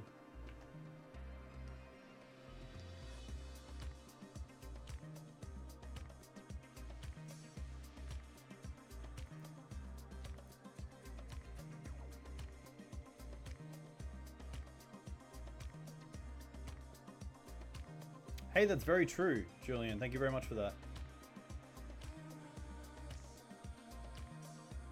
Yeah, that's actually very true. He's just dead. So we get to attack.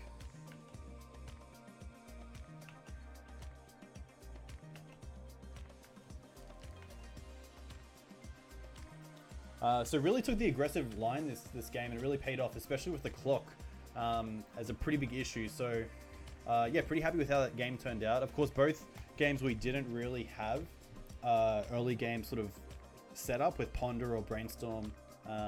Didn't see True Name, but still, yeah, got that one, which I'm pretty happy with, especially as it is quite a grindy matchup.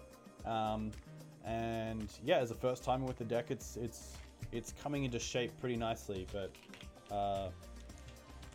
yeah, it's nice to get one on the board, especially with Julian around. But yeah, I think maybe the Miracles player just didn't keep the greatest hand for a aggro matchup. But really happy to get that one out of the way. It feels, yeah, pretty good. So we'll go straight into the second match.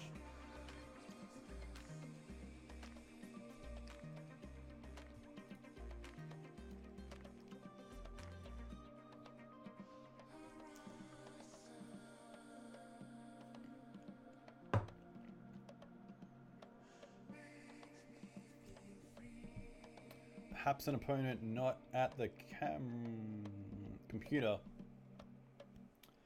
But that's fine. We'll just find another one. Yeah, I was happy to get that one out of the way. Can be pretty rough. Yeah, hopefully not 4 more Miracles in a row, but we'll see how that goes. But yeah, some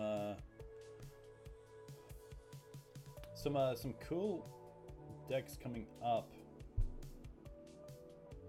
especially with Legacy kind of getting a bit of a refreshment with Deathrite out of the format, and a lot of decks coming out of the fold. This is a pretty great hand. I'm pretty happy to keep it. It has no counters, but it does have some early setup with Ponder, some removal with Council's Judgment and Swords, and enough lands to keep me happy for now. So unless I need some sort of, wow, okay, this might be not the greatest. Pretty happy here to... I could have actually fetched... Oh, back to basics is going to be sweet. So what do we want to draw? We can only draw one. I kind of want to keep the back to basics away from Thought Knot, so I want to keep that on my third turn. So we'll put back to basics at the bottom. True Name's then probably the next best one. And then the Force will draw. Back to basics actually pretty bad, especially with my current setup of lands. So I might actually shuffle it away with this Stoneforge. Rainbow 39, very cool to have you on board again. I hope you enjoyed your Jace the Mind Sculptor last week, which is pretty cool. Voltaic Key, interesting, with another Cloud Post. Okay. So here, I'm pretty happy. I think I'm pretty happy here to fetch. It's interesting because the back to basics is just so good that perhaps maybe I should have not played the basic. I think I have to play pretty aggressive here, and go for an early Stoneforge, and maybe just draw that back to basics better later on. Yeah, that's definitely a point that back to basics is pretty good in this matchup, but at the same time, it's not that great if I don't have pressure, especially. Yeah,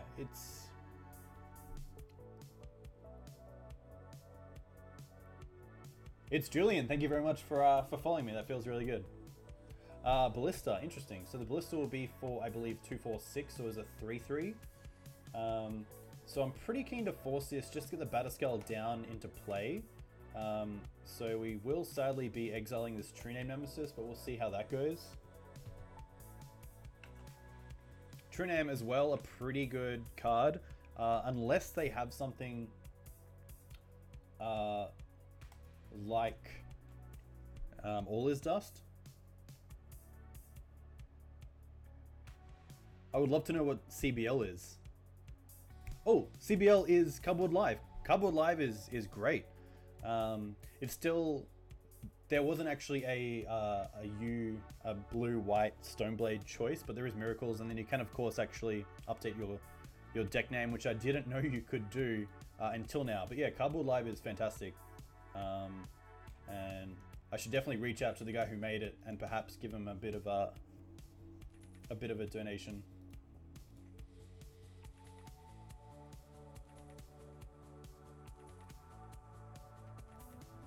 So playing the Tundra here instead of the Maul and Haunt was mainly so I could hold up Swords to Plowshares and deploy the Batterskull through the Stoneforge, which hopefully works out pretty well. Especially because next turn I'll be able to, if I really want to, deploy the Batterskull on their turn and then untap and actually deploy and cast the Jit as well. Wow, so a lot of mana here, but luckily this Batterskull is going to come into play, which is quite nice. So the Arid Mace is actually quite nice because it can get me a basic island. Sorry, basic plains. And now we can just cast this Jit. I'm actually going to equip it to the Stoneforge, mainly because A, it diversifies my threats, and B, if they get another Walking Ballista, they have to kind of make sure they use the Ballista correctly, so I can't just pump with my Jitte. And it's nice to kind of have not all your eggs in one basket as well when it comes to your threats. But something like Ulamog here would be pretty disgusting. Hopefully it doesn't come to that. The other card that I'm thinking of is probably Ugin. with 6 mana. Ugh. Maybe maybe Back to Basics would have been pretty good, but oh, an eye. Wow, okay, so I believe this is going to be Ulamog. All Dust is also pretty good. So All Dust gets rid of colored permanents, so Jit and Batterskull stay around, which is fine. A little bit annoying, but at least this Maulin Haunt can now be effective.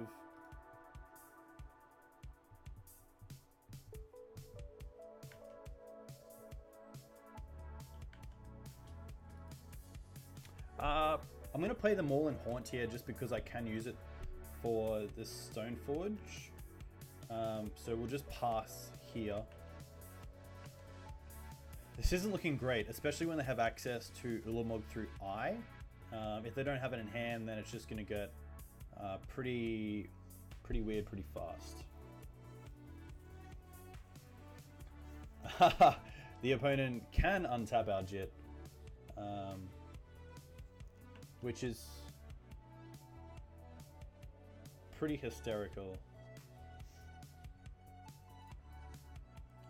It'll be interesting to see what they get. I assume Ulamog, but next turn I can actually swing in for a ton of damage.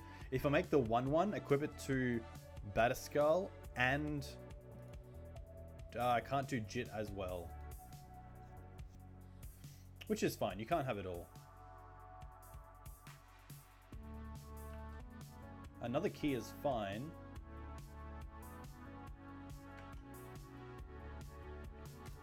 So let's exile this Stoneforge. I love that Ask Trophy has become popular. Yeah, Ask Trophy looks like a sweet card. It's going to be tough to play against, but at the same time, I'm pretty happy that it's around.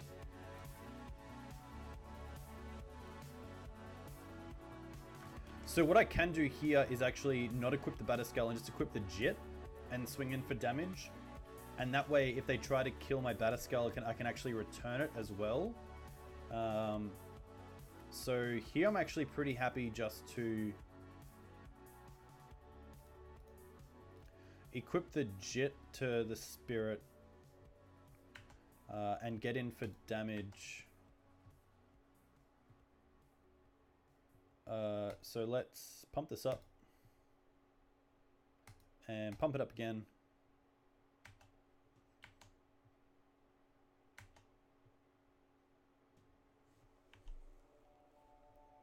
And here I'm happy just to pass turn, really. We do have a pretty good clock. Next turn we can swing in for a bunch, especially with this Snapcaster. So it really depends on what they target with this Ulamog.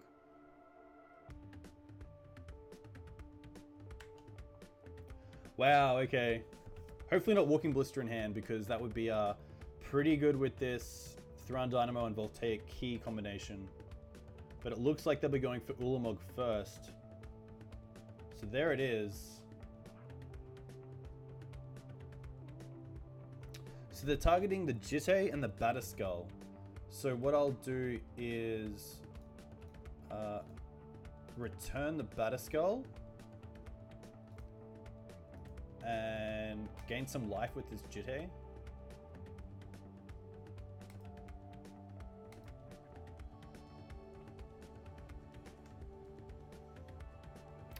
Let it resolve, and then I don't want to kill it. I want to use Council's Judgment. I want to keep my clock going. So I think best case is I just draw into Back to Basics, or Ponder into Back to Basics, or Brainstorm into Back to Basics. It's just a little bit annoying that we did open up with 2 Tundras instead of sort of Basic Islands or Fetches instead. But here's a ton of mana as well, so it looks like they might just be eyeing this turn.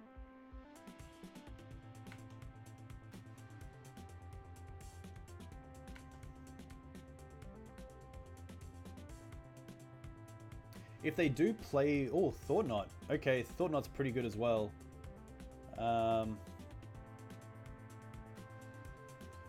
So if I Swords the Ulamog in response, they gain 10.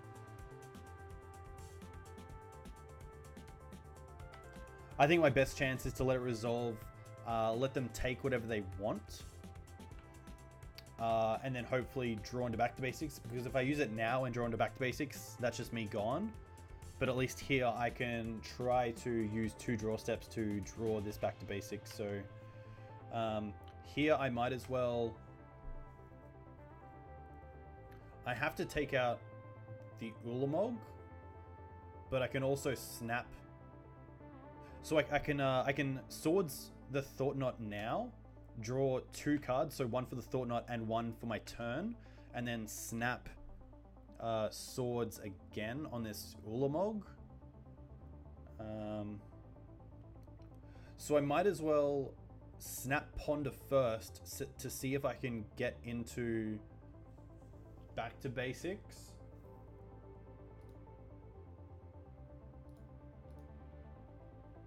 So I'm gonna go for the snap Ponder first.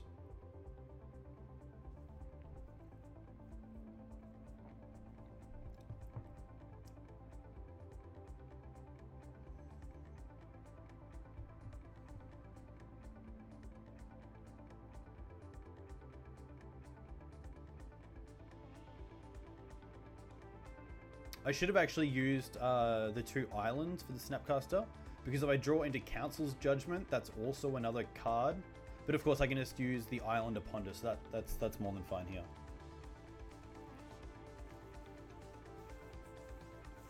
It's going to be close. That eye is going to work pretty hard. I don't believe they play more than 1 Ulamog. And I don't believe I have Ugin can go and get... it can get Walking Blister, so that's pretty tough as well.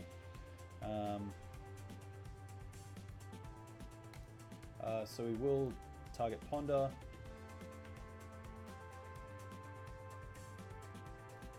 We'll then cast the Ponder. Oh, back to basics. Okay. They do have an Ulamog then, but I think it's worth it. I think we just take the damage, because next turn we can try to get out of it. So I think we put back Ponder, Flooded Strand, back to basics, and then untap, and then Swords with the other mana. So we'll do that. We'll cast back to basics. We'll then attack in the air.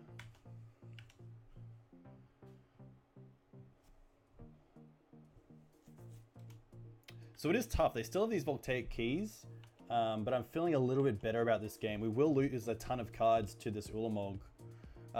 20 to be precise. Yep, but that should be fine.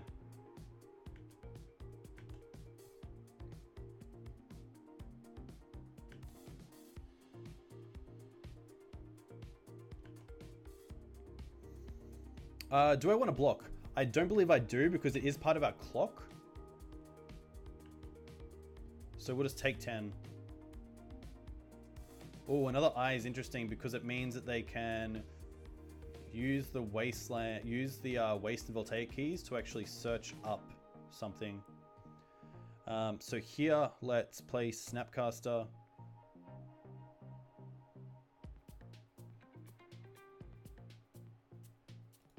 And target Swords.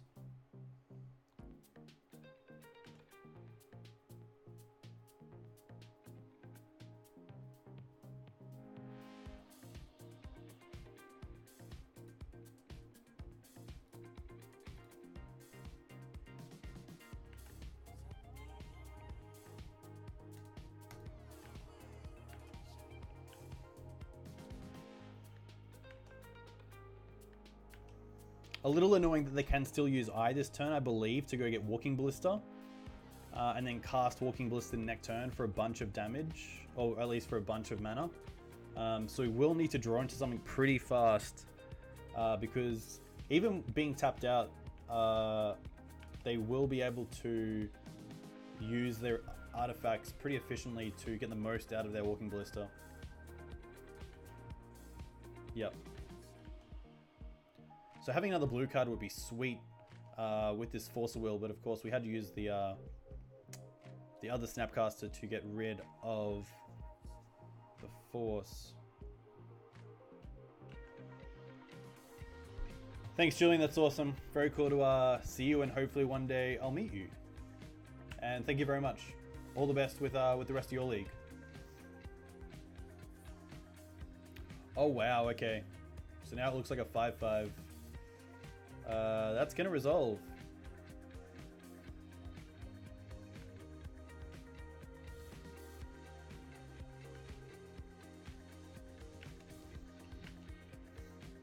Oh, I don't have double. I don't have the double white. That's fine.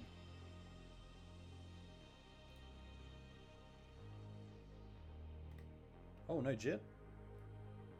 Ah, Jit must have been exiled through Ugin. Through Ulamog, which is more than fine.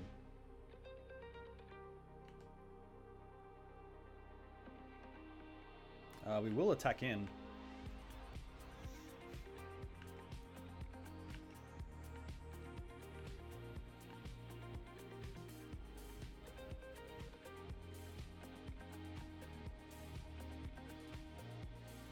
So really starting to get the mana up, which is pretty rough. They can of course pump it here, 3, 6, 7, 8, 9, 10 for 5 to a 7/7, and that's just going to be game, I believe.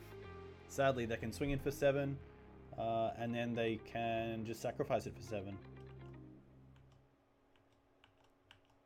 Yeah, sadly, no more planes in the deck, but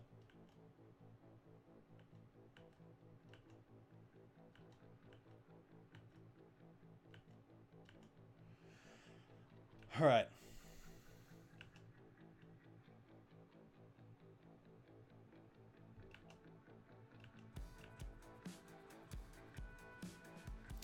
Another island, not the best, but we may as well keep the spirit around to block. We can't cast this Batterskull just yet.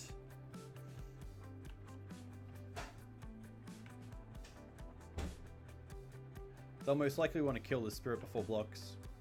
Oh, but they don't.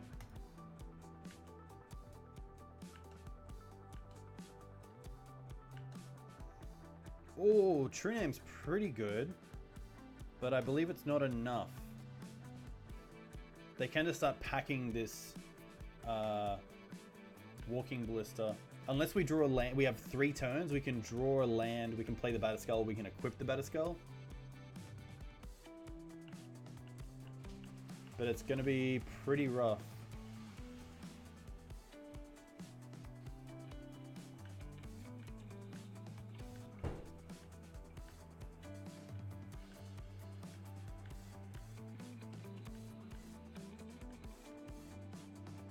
Perhaps a little too late.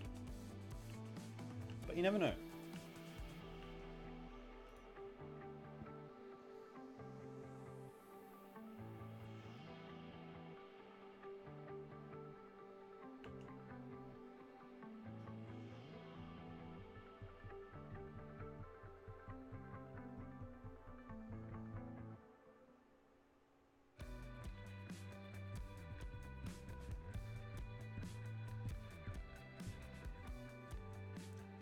Four, 5, 6, 7, 8.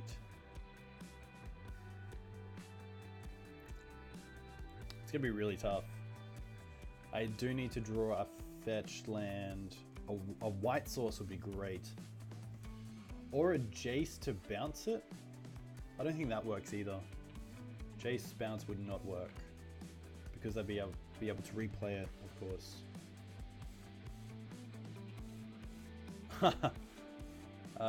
Okay, you get Ugin.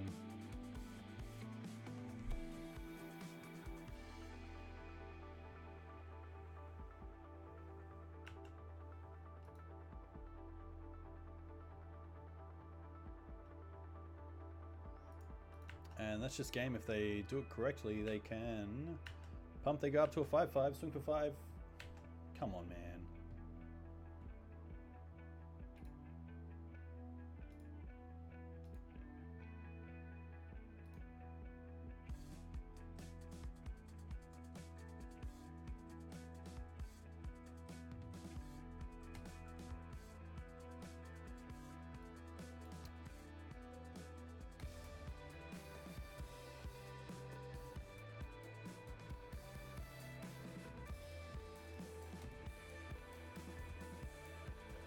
Yeah, they... Ah, it costs 4 to pump. Okay. Interesting.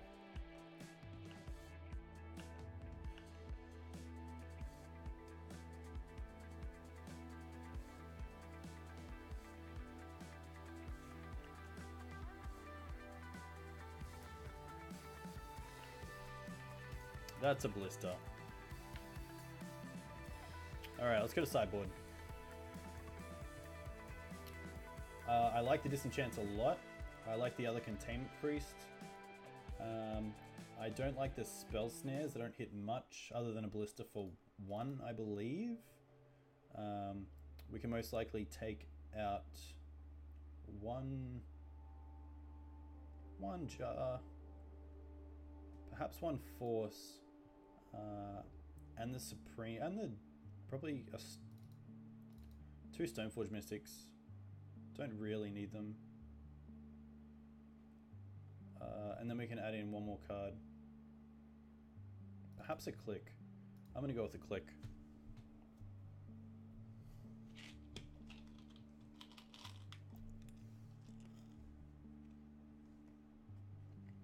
So yeah, close games, but back to basics. Pretty good.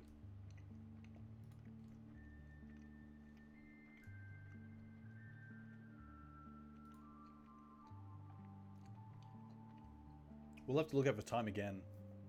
That game did go pretty long. We will play first. We won't keep this hand. Great hand, but just sadly the mana is not there. Here the mana is here, and we have a pretty good hand, so we're going to keep this. Flusterstorm could have gone out. That's a card that, that definitely could have been pitched to force, if anything. Oh wow, oh my gosh, I was on the play. I was on the play. Ladies and gentlemen, that is a punt. That is a big punt.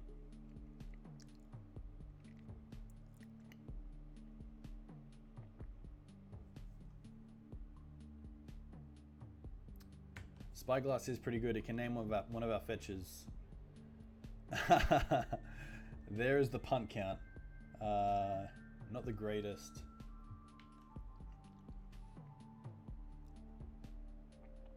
Yeah, that's not good.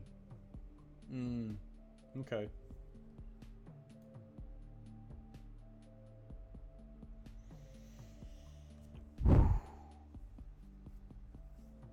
I'm assuming they'll name one of our fetch lands here.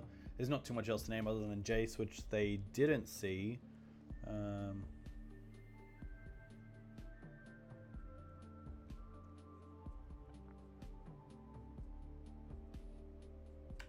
Flooded Strand, that's more than fine.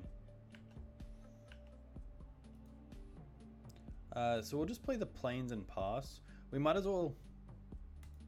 We'll go for Scalding Tarn pass. We can hold up both Brainstorm and Swords of Plowshares with this, which is kind of nice. It's more to keep up away from a second Spyglass naming Scalding Tarn.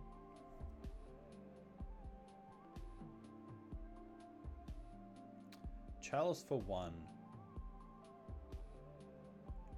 We will have to force that unless we... Yeah, we will have to force it. Pitching Brainstorm. And now, sadly, our hand isn't much.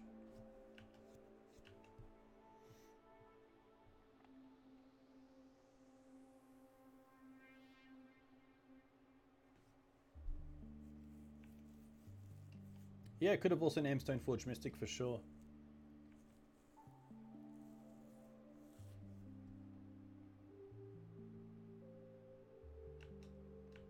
Most likely a Thought Knot Seer here.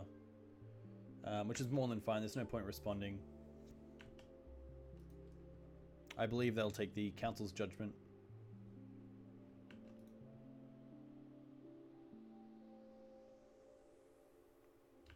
And the key is going to be fine. So here we might as well fetch for an island. And we'll Swords this Thought Knot. Draw a Disenchant, which is quite nice. And then draw another Disenchant, which is pretty hilarious. So we'll play the Flooded Strand and we'll pass turn. And we'll be looking to hit that Sorcerer's Spyglass.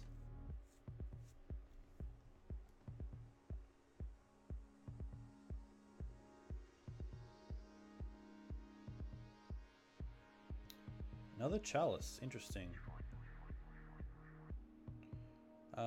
That is going to be fine.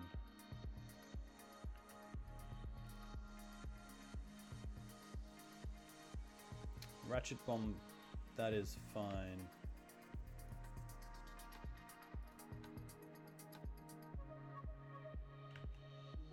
Straight away going up, so obviously not liking the thought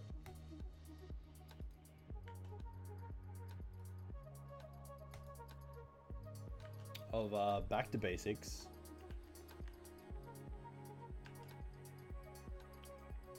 With Voltaic Key, you can also tick it up to 3 if you want, which is pretty hilarious.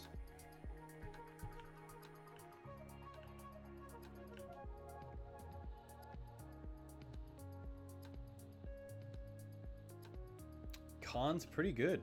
Khan is pretty good. Their board is looking pretty good right now.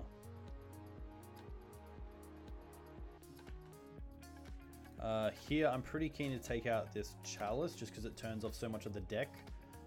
There are, of course, other things you can get, but pretty happy just playing here as a sort of draw go. We are down to 1 card, which is pretty tough, but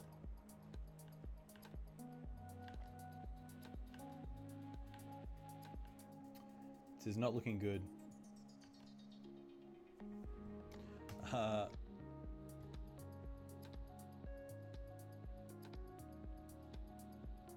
Gave them the Ulamog, which I'm not going to call a punt, but it's pretty tough. We'll Swords this Construct in response, and I think we'll just concede most likely. Yeah, this isn't looking great. Interesting.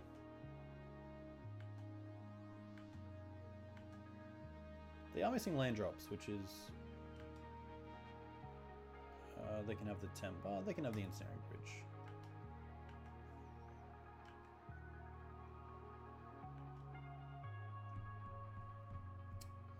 Just not going to plan. Force not really doing anything either. We can hardcast it, which is something. So currently, I believe if they tick down Khan and get the land, 2, 4, 6, 8, 9 mana, they can have the Urborg.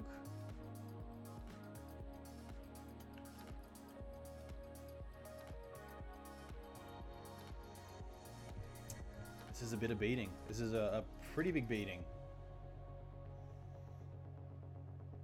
Whatever it is, I'm going to counter it. I think that's a given. Ugh. So triggers go on the stack when it's cast. So in response, we will go to force it. Not the best feeling. Lose 2 lands and get forced, but it's something. And at least this Stoneforge is going to find us a Batterskull, which is quite nice. But yeah, very behind right now. This Khan ticking up is just insane. The Ratchet Bomb on 3 makes True Name and Back to Basics just a bit of a laughable expense. The Chalice on 1 is quite good. It's going to set off my Ponders, Brainstorm, Swords, Plowshares.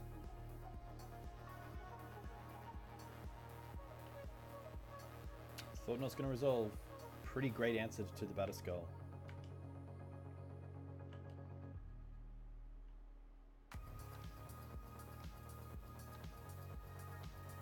Khan, not a card that I thought of, but a pretty good card to say the least.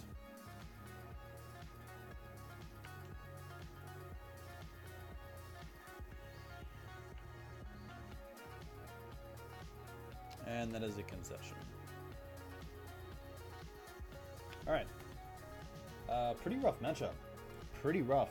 Not much to do Early game, of course, missing the land drop never helps, but yeah, we'll see how we go in this next game. It was good to get the first win against Miracles, and now this second game was a loss against what looked to be Cloudpost Eldrazi, which big mana decks are always pretty tough to deal with against control decks.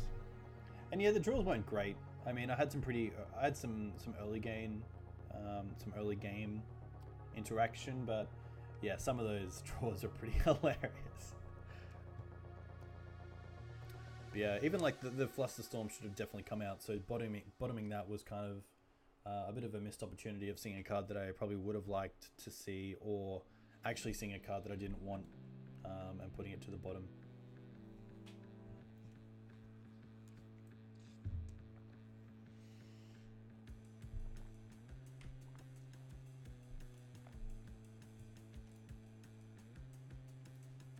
But yeah, Cloudpost Eldrazi is a pretty sweet deck, especially some of the cards you get to play like Ugin, Ulamog, Khan. You of course are a Chalice deck, so you have some pretty good matchups against a lot of the blue field, which is great. Keepable hand. It's not the worst. Interesting. Windswept Heath. Not a card that I really think I would see much of. Here I'm pretty happy just to fetch for an island and ponder straight away. It doesn't give away much of what we're playing against. So pretty keen to bottom.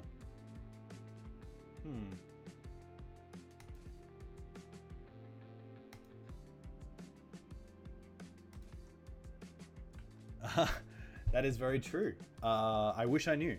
I think it was because I didn't realize the size of the double cheeseburger, and I thought that a normal cheeseburger wouldn't be that big. So I ordered a double cheeseburger. I got halfway through it and I was like, this just isn't for me. And that was rough. Oh, is this like Bant? This looks like Bant, which is very cool.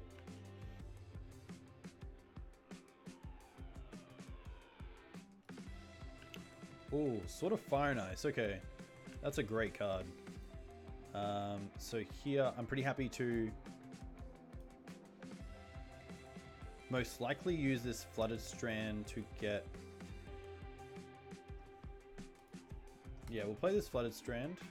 And we'll get a basic island. Sorry, plains. And then we'll go to cast our own Stoneforge, which hopefully gets there. It does. Interesting. We will use the ability and we will get Better Skull. And then we'll pass back. So Bant's not a deck that I have much experience against, but it is a deck that I definitely respect. I think it's most likely the most underrated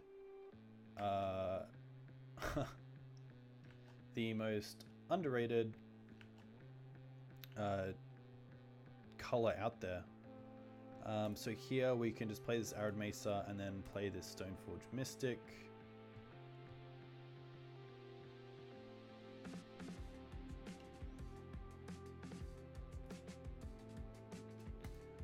Sadly, we will have to block because, of course, if they use their turn to equip the Stoneforge and swing, then that's going to be rough.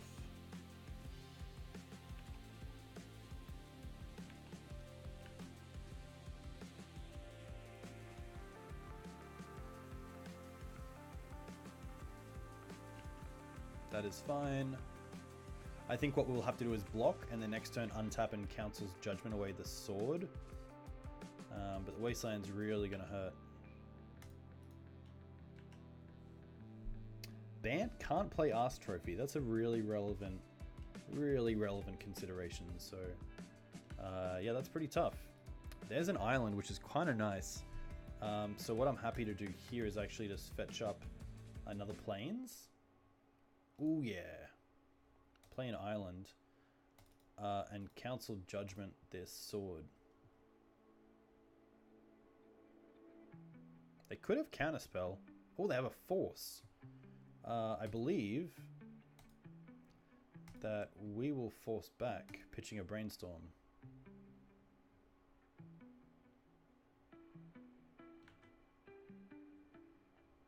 and then we will vote on the sword.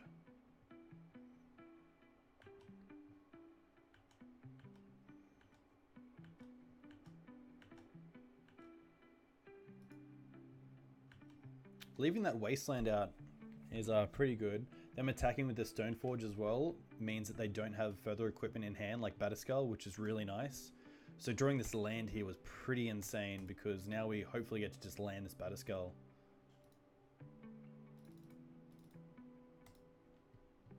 A little bit risky, but they could be brainstorming in response. Oh, a Daze. That sucks. That's pretty rough. But it's gonna happen.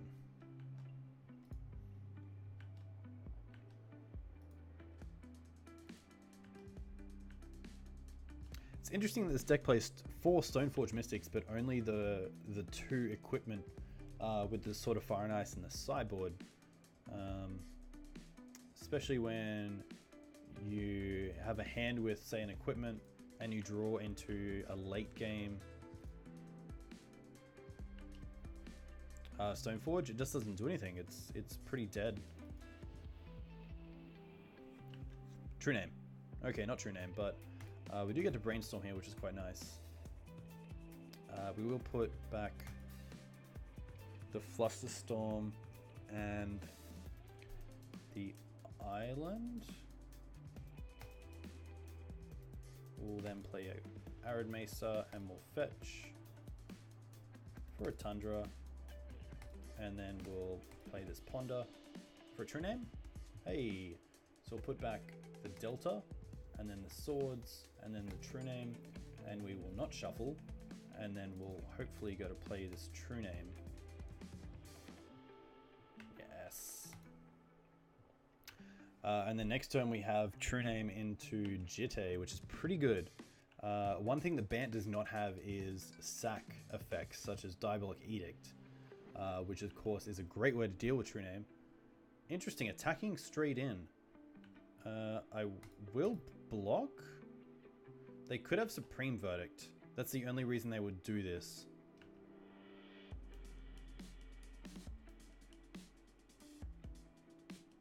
Renegade Rallier, get it back. Wow, the plays. That is sick. That is worthy. That is worthy of a great comment. Wasteland, that's fair enough. Okay. So here, luckily, I get to...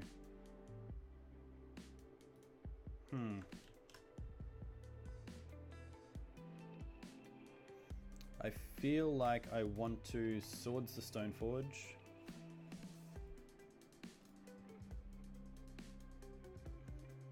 And then hold up Counterspell for the Batterskull. Do I want to play the Jit? I don't think I want to, because they are a Daze deck. So I think it's safe just to pass, especially when we're down in life, we can't really attack. We could also get through with this Jitte, but I feel like we have to keep the Batterskull up and the true name, which is rough, but that's life sometimes, and you just got to go with it.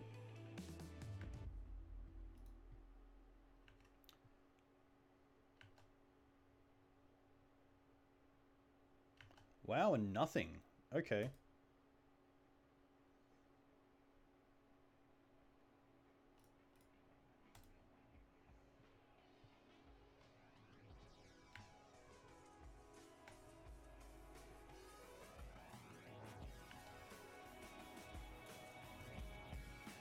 Oh, they might have the Force here, which I think is worth counterspelling.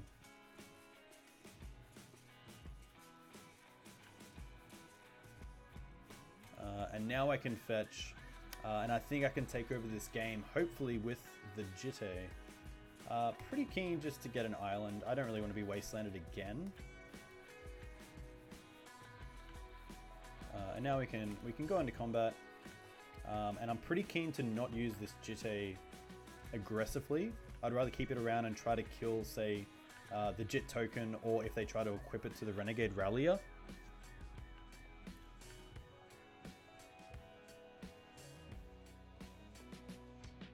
Either way, this is a 2-turn clock. It's 7 a turn, which is very relevant. And hopefully it goes my way, but you never know.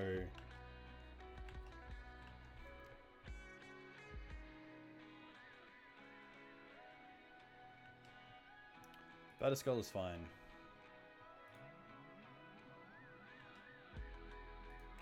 Oh, Stoneforge, interesting. So what I might do is play the Stoneforge, shuffle, go to attacks. I can definitely attack him.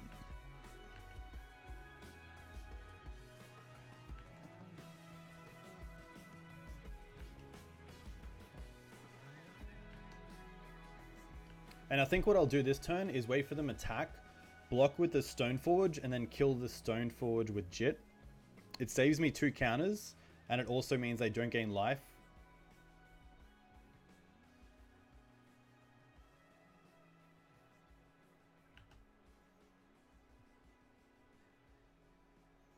So there's the attacks.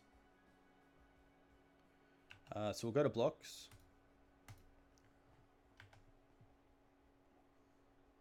And then we'll kill this.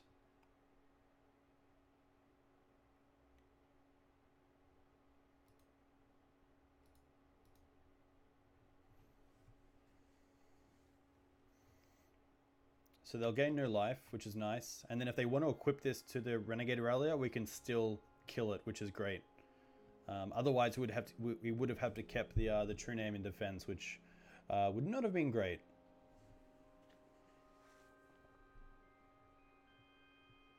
Jodis Grunt, interesting. Wow, okay, so that really changes things up. So now we really got to find an answer. It's a Brainstorm. That's a pretty good card. We'll put back the Delta and the Flooded Strand. And then we'll ponder, most likely shuffle. Oh, another true name.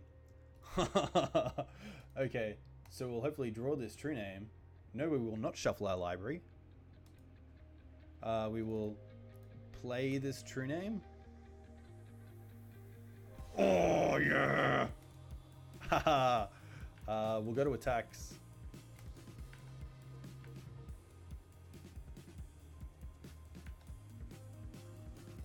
That was pretty good. That was pretty good. I was pretty happy with that. That worked out perfectly. Can't equip the Jit over. That's fine. We got a tree name on defense. That's fine.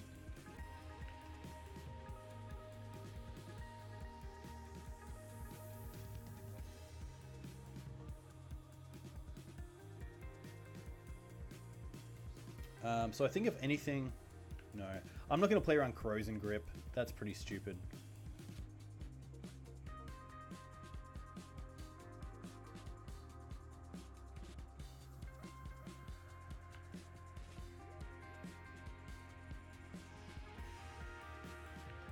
So how we'll block? We'll block here. Priority comes to me. I'm going to gain 2 life.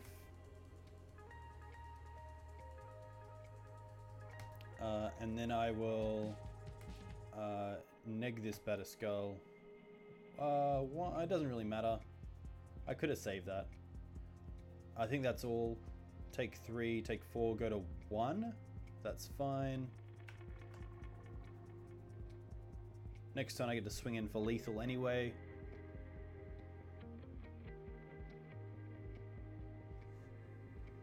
Yeah, Jodis Grunt, a card you don't really see in Legacy, but a great card nevertheless.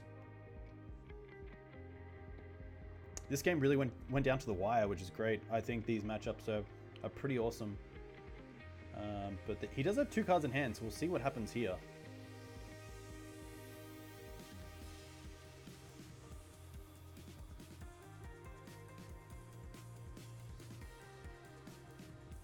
Another Rallier, interesting.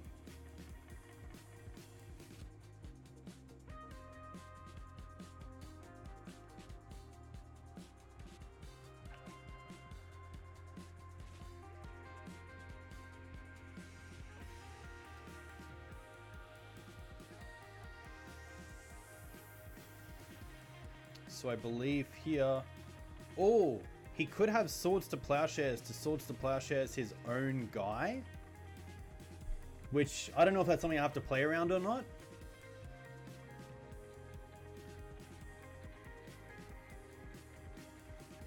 I feel like if I'm playing that safe...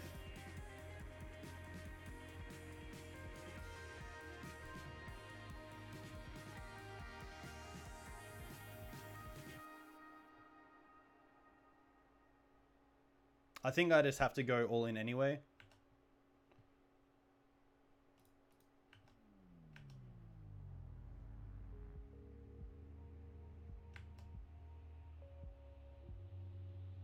Hey, there we go. Okay, so thankfully he did not have the sword, but of course he could sword his own guy to gain life, and then of course swing back for lethal. But very happy to get that win there. Whew. So I'm pretty happy taking out the Foster Storm. That's a pretty big one. It's pretty tough. The back to basics can come in handy a lot. I might take out one and bring in, say, a disenchant. Sword of Fire and Ice isn't that great. The spell snares, the spell pierce perhaps can come out for a spell snare to go in. He does play Daze and he does plays. Actually, no. I want to take these out and bring in Gideon and Disenchant. He does play Wasteland, but I'm pretty happy with this. I can bring in one more card, perhaps the Council's Judgment. And I'm pretty happy with that. Might even take out a Stoneforge Mystic for a Sword of Fire and Ice. Boom. 3 equipment, 3 Stoneforge. Pretty happy with that. And pretty happy with this hand. It's a 2-lander, but I'm going to keep it. We have a fair amount of time to draw into another land, which is great. And of course, if they go Tomon Noble Hierarch, I'm pretty happy to swords this. They could, of course, Wasteland me, so it depends on if I draw a land here. I don't, but that's fine, because this can just take them off mana pretty well. And now he's got a hope.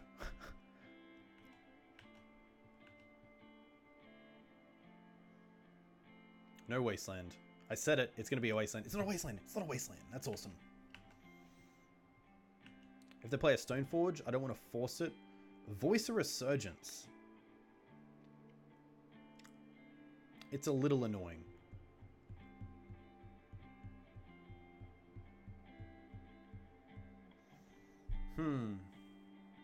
I feel like it's annoying enough to force it. Perhaps another reason why Spell Snare is so good now that I've seen this. What do we do? We're gonna force it. They're gonna get so many cards out of it, it's gonna be pretty annoying, so we'll let them have it. We'll draw into a land? We don't draw into land, that's fine. We'll play this Stoneforge, and we'll pass after we get a Batterskull.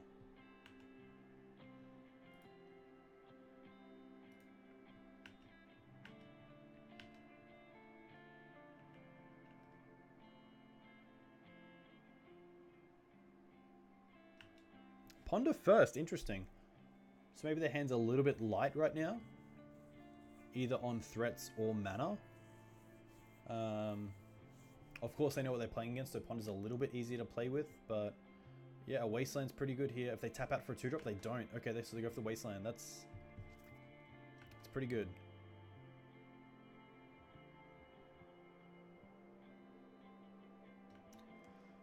I will hopefully draw a land this turn. Come on. There we go. That's what you want. That's what you want. That's what you always want. We'll get a Plains. We want to play it safe. They could be a click deck. So I'm going to play this now. Just because there's no real reason not to against this sort of deck. If anything, it is to play around Vendilion Click. And with the range of creatures I've seen already, Vendilion Click isn't that far-fetched. If I've already seen Jodis Grunt of all creatures.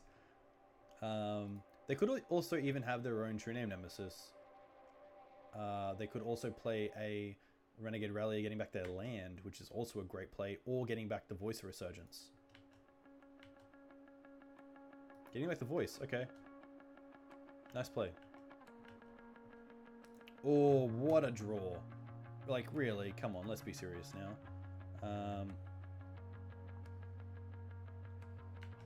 We'll go to attacks first. We'll swing in with the Batterskull.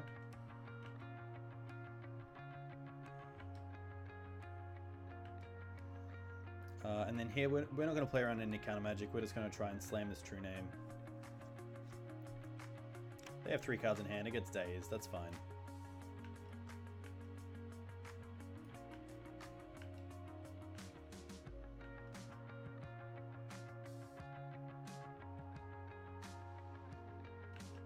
Sort of fine ice. That's more than fine. So it is something that we will have to deal with in our turn. So I'm going to ponder first.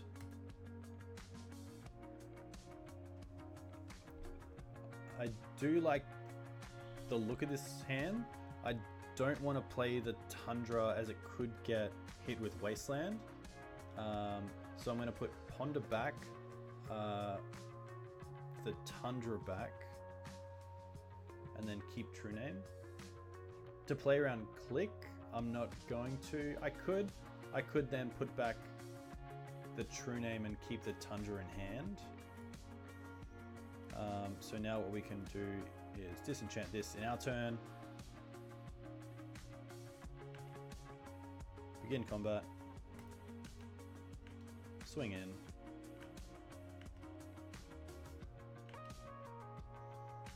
And here just pass.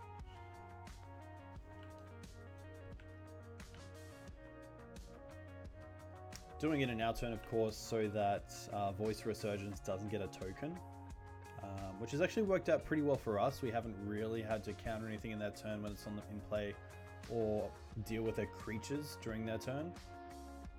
So yeah, pretty happy, even though they have the kind of greater board state right now, that we're definitely in control of this game, which is quite good.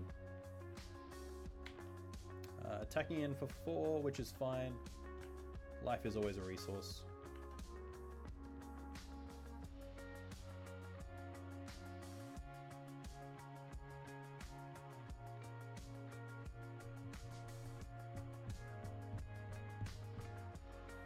Stopping on the end step for a reason to Swords the Stoneforge, which is fine.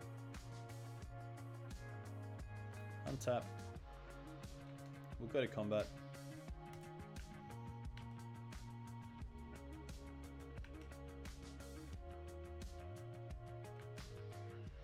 Interesting. So now if I play this Tundra and play this True Name out, next turn could be just lethal if I top deck a land and equip this Batterskull.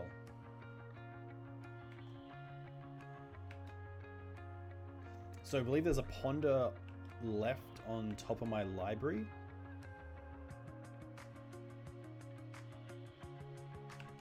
There's oh, that's fine.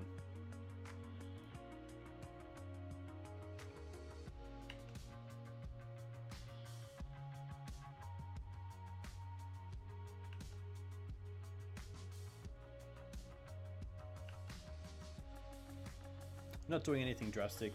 I might as well ponder first. We have a Jit on top, which is pretty good.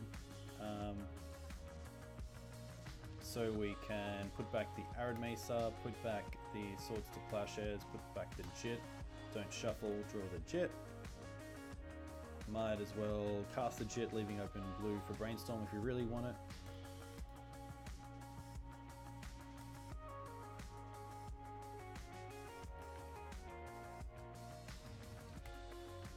Swinging in for 3, they only have 1 card in hand, and obviously it's not Blessed Alliance with the mana that they have open, and then we'll just pass.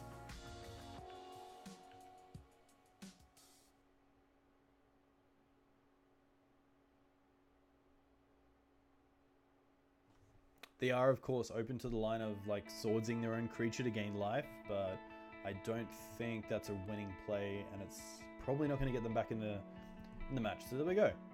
Another win. So that's 2 O's so far.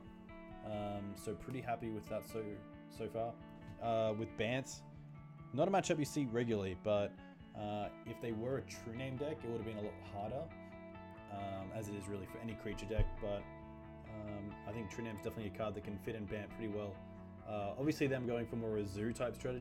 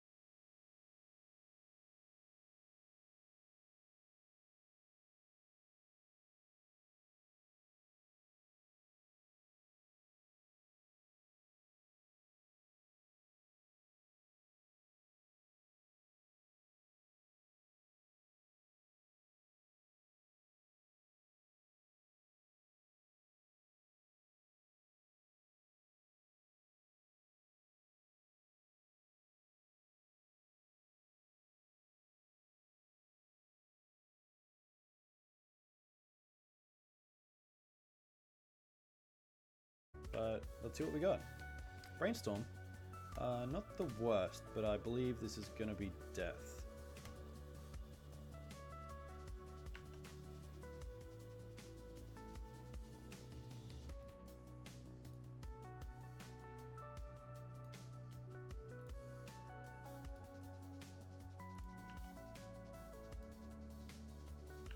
Swords?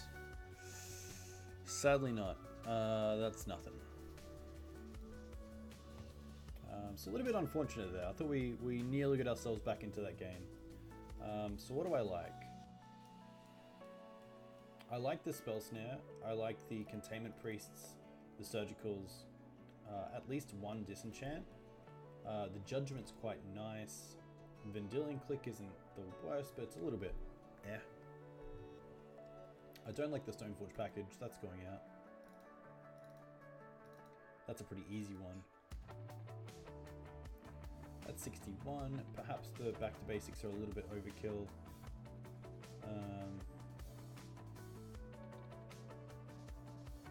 I kind of like Flusterstorm just to protect my hand against things like Thoughtseize and Unmask. So perhaps that's the way to go. Jace might be a little bit slow. So maybe something like Vendilion Click's just better. Jace Bounce is quite good. Jace bounces and out to them naming white with Iona, which I think is actually quite relevant. So maybe you just one click down. Actually, maybe going up a click because it's a flyer. 2 clicks, 2 true names. That seems fine. There's nothing else that I really want. I'm happy with this. The verdict's not the best, but pitches the force. So I would like to play first, please.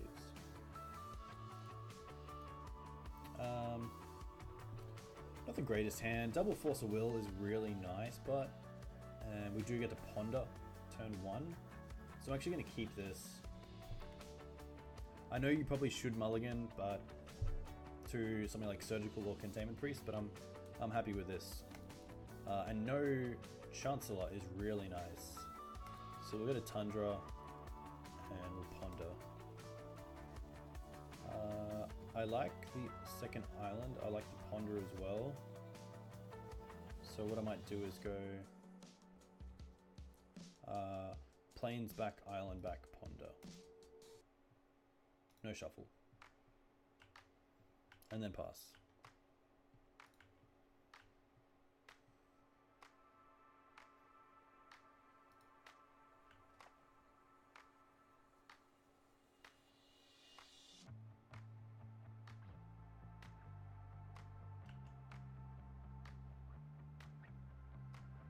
Looting first, interesting. Maybe they're just going for it.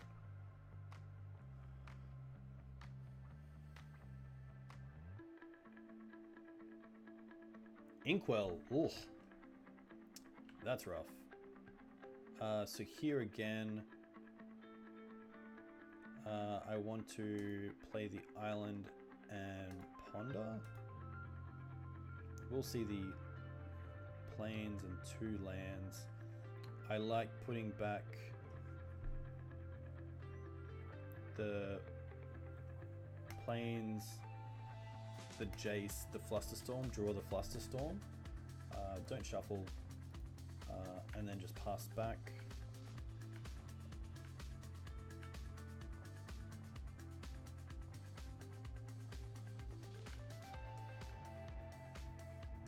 This could very well be Exhume or Animate Dead. Thoughtseize, I'm pretty happy to Flusterstorm.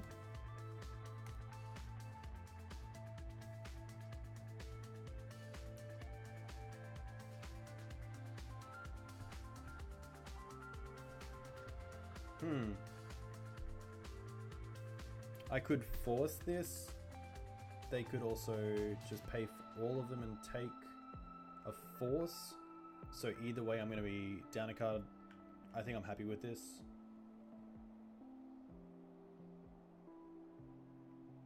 They're going to take force anyway, so I might as well keep the card that I would have pitched to force.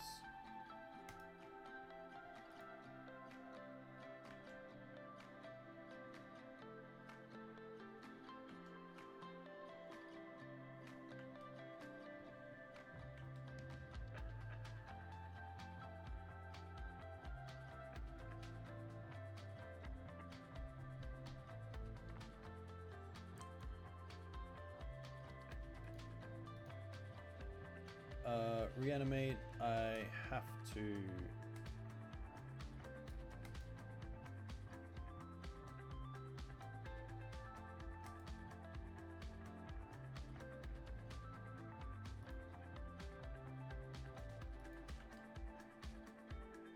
It's rough, but I had to do it. I can't really allow that. Play the true name and just go out. Hopefully get there. Target them. Jace bounce is kind of nice. If they do have another removal spell, then it's quite annoying. The Inkwell will take them down a fair bit, but if it's not something other than reanimate. I am not Pleasant Kenobi. That Jace is going to get taken with the Unmask. I just misplayed. I could be his half-brother. Probably the worst half if it came to like Magic playing. Animate Dead's pretty good. So my out is pretty much just...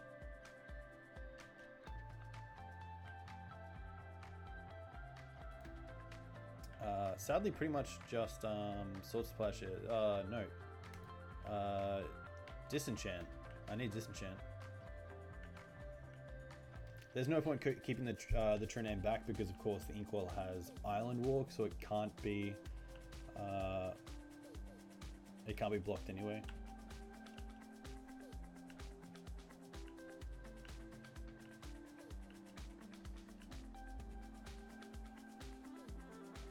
This is post board, so I believe the Inkwell might have come in.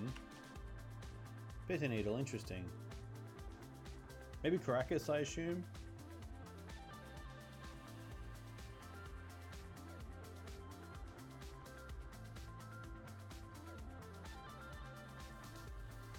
Okay, interesting. I only play one Jace, so that doesn't really matter. But fair enough.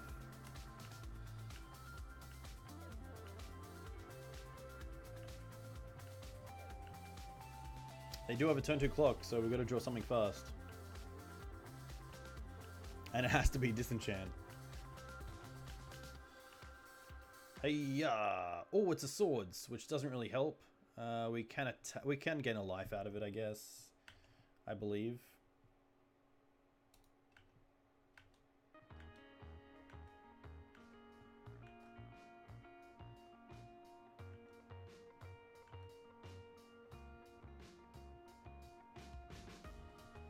Yeah, plow TNN and then draw into Disenchant is really it. Pretty sad way to do it, but...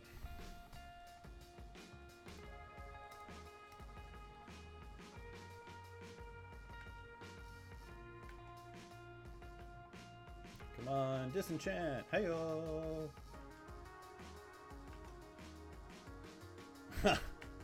Yeah. Alright, so sadly 2 and 2. We'll play out this last one and see how we go. 3-2 would be great, especially with a new deck. Really rough. I didn't really want to bring in the third Disenchant, but maybe it was better. Yeah, 3-2. Let's go.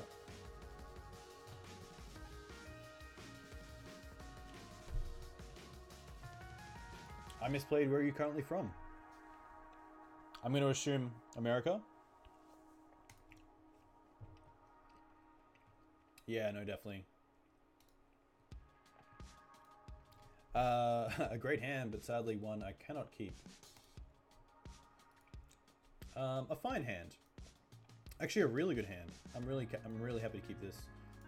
Second sword can go to the bottom. I'll play out the island, and then we will ponder. Another land on top would be great. Kind of happy to shuffle this.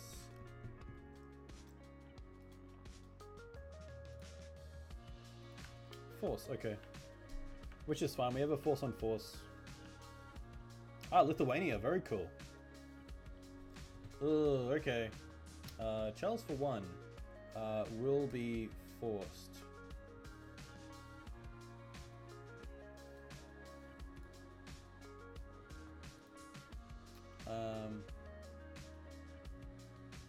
I'm going to pitch the other Force and then hopefully be able to get time to snap into Ponder. I do know where it is, luckily. Lithuania is actually quite beautiful. Very nice country.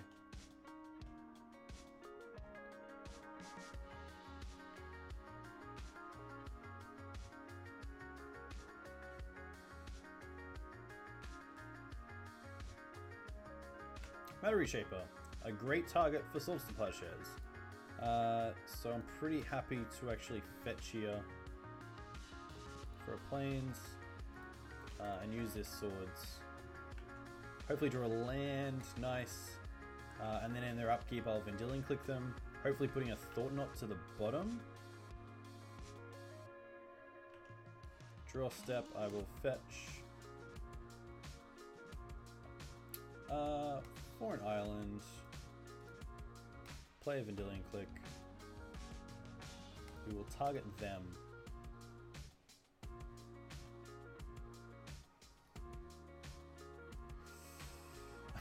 So it's not looking too good. We will just get a little bit of a snip of this.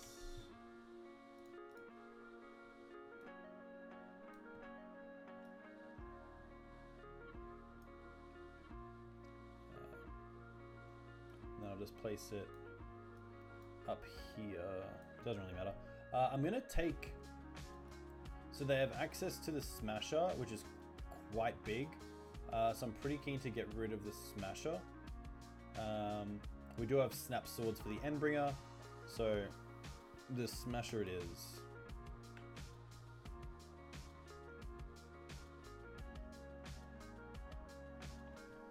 Haha, Eurovision for Australia. You'll have to remind me, but I'm gonna say pretty average. We usually don't do the best, to say the least. Back to Basics is pretty great. And Back to Basics it is. I could also Snap Swords, but I can do that next turn anyway. So let's just get in here for a bit of damage. Back to Basics was a huge draw. I think that's probably one of the only key cards that could have put me back in this game. And it's actually quite it's rewarded me quite well for also going for the second island instead of going. Oh, interesting. We get to untap. Oh, okay. I thought this trigger might go on the stack. So we'll go to combat first to see what happens. I'm going to target the click, which is fine. We'll respond by casting the Snapcaster. Sword Supply shares.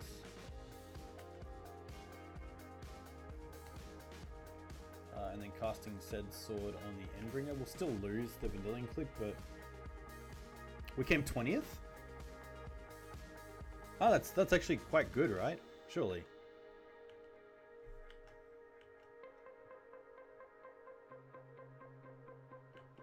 City of Traders can get down a Mimic if they want it to. And they will. Interesting. Okay. Oh, True Name's a great draw.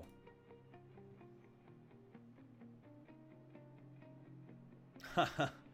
Yeah, that's fair enough. Okay. So what do we like? I don't like the Fluster Storm. I saw the Chalice, so I really like the Disenchants. I don't mind the second Council's Judgment and Gideon. Spell Snare's okay, Spell Pierce not so much. They do also have Cavernous Souls, so perhaps Spell Snare isn't the greatest. It can hit Chalice for 1, but I do have the Disenchants for that. 2 more cards to take out. Force of Will isn't the greatest. Perhaps the Counterspell can come out and 1 Force, and we'll go with that. Yeah, Supreme can come out, but at the same time, if they get out a really fast side of Mimics and Endless ones, it can be okay. It's kind of nice just to have in the deck knowing that I have it.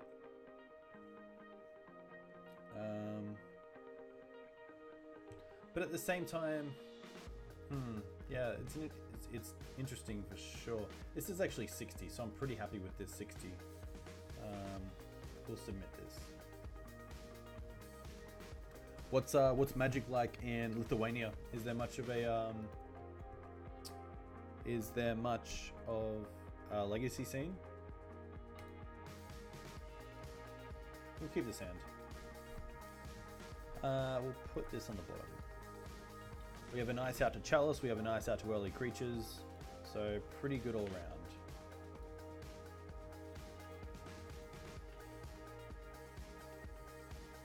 Pretty happy to play the Flooded Strand for an island and pass turn.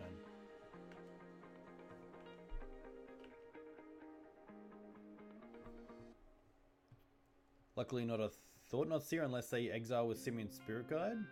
Matter Reshaper. I'll respond to it with a Plains for Swords. There are a few Legacy enthusiasts. Monthly events around 8 people come. FNM is usually 20 to 30 players. Nice, that's pretty good.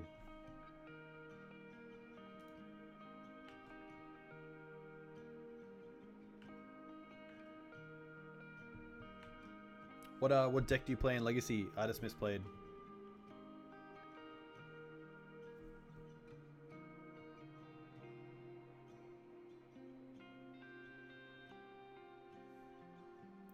This looks like it might be a Reality Smasher, which is a pretty close 10 to the face, which is going to happen, sadly. There's not much we can do about that. Oh, nice. Maverick's a sweet deck. Maverick is what I played just before this match. So here what we'll do is play this island. We'll then fetch down. Hopefully they don't have another Reality Smasher. We'll have to get a Tundra. And then we'll cast this Council's Judgment, naming Reality Smasher.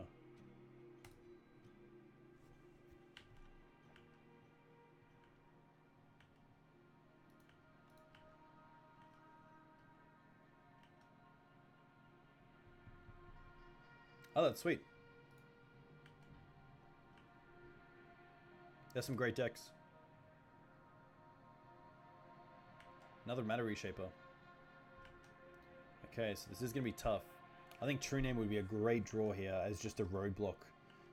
As this Stoneforge isn't going to do too much without mana. I didn't want to play the fetch land because then that's just lethal. But it's looking pretty bad anyway.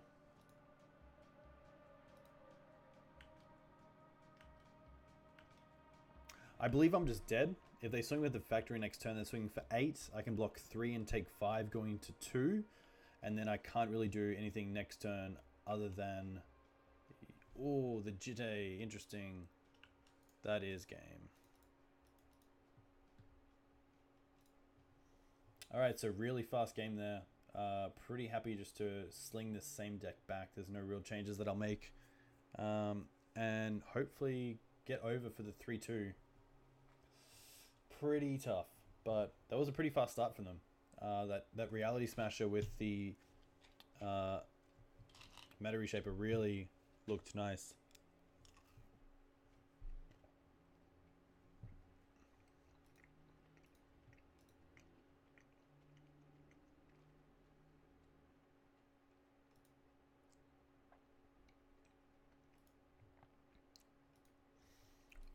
Interesting.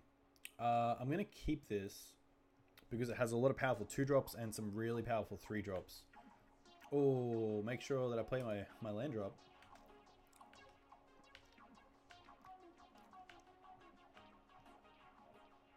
Chalice for 1, please.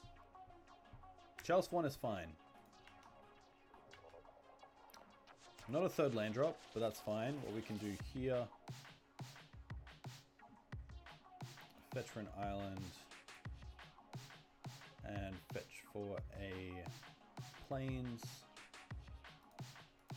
Play this Stoneforge Mystic.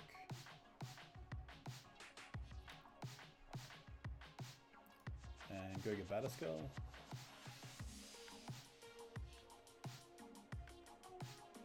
Now we have force backup as well for anything such as Thought Seer or Dismember, which is great.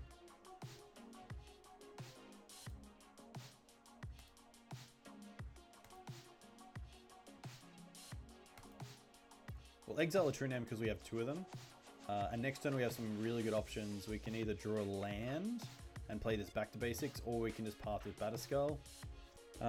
We could also ponder, but I'm pretty happy just to pass with Batterskull open.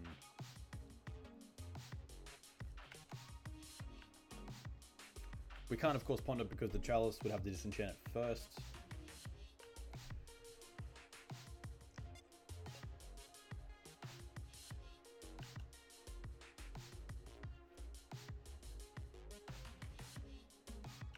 Smash is fine. If they attack, we can just swing back for 4 anyway.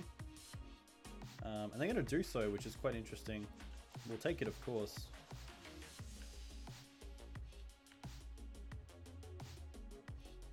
And then end step, we'll put in this Batterskull. We'll then untap. Draw another Stoneforge. Not the greatest.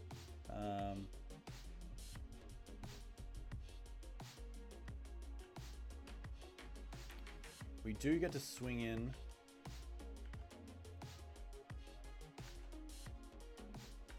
And then perhaps it's best just to keep up Disenchant for this Chalice of the Void, because next time we might actually just want to start digging for that 3rd land.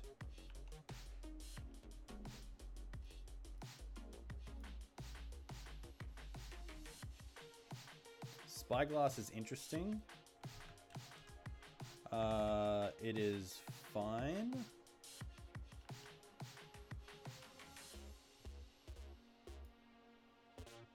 I'm going to assume they name True Name so that late game I can't actually equip the True Name to the Batterskull, sorry, to the unnamed Batterskull. But could be an eye opener. They could see we're stuck on lands as well and name a fetch land.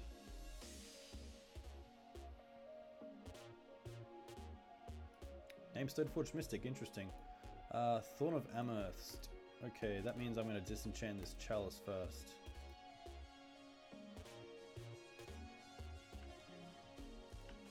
And that's fine.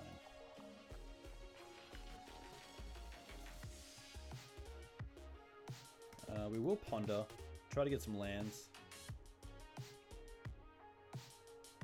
So we'll put back the Brainstorm, the Maul and Horn, the Island. We'll play the Island, and then we'll just pass turn.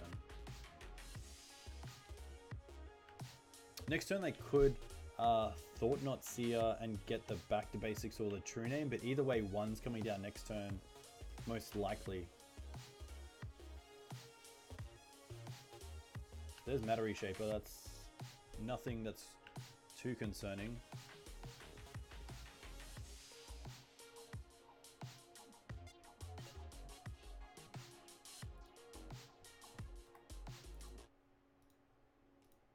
Attacking in with the Batterskull, with the Reality Smasher is fine.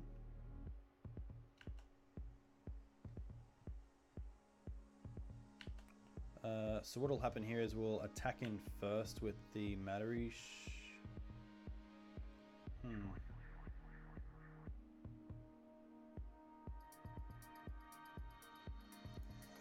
Yeah, we'll swing in with the Germ. If they hit another Thorn, it means we can't cast the back to basics. But I'm pretty happy with that either way.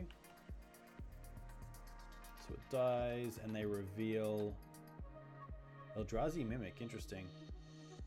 So here I'm actually pretty keen just to keep them off a fair bit of mana. So I'm going to cast this back to basics and see how it goes.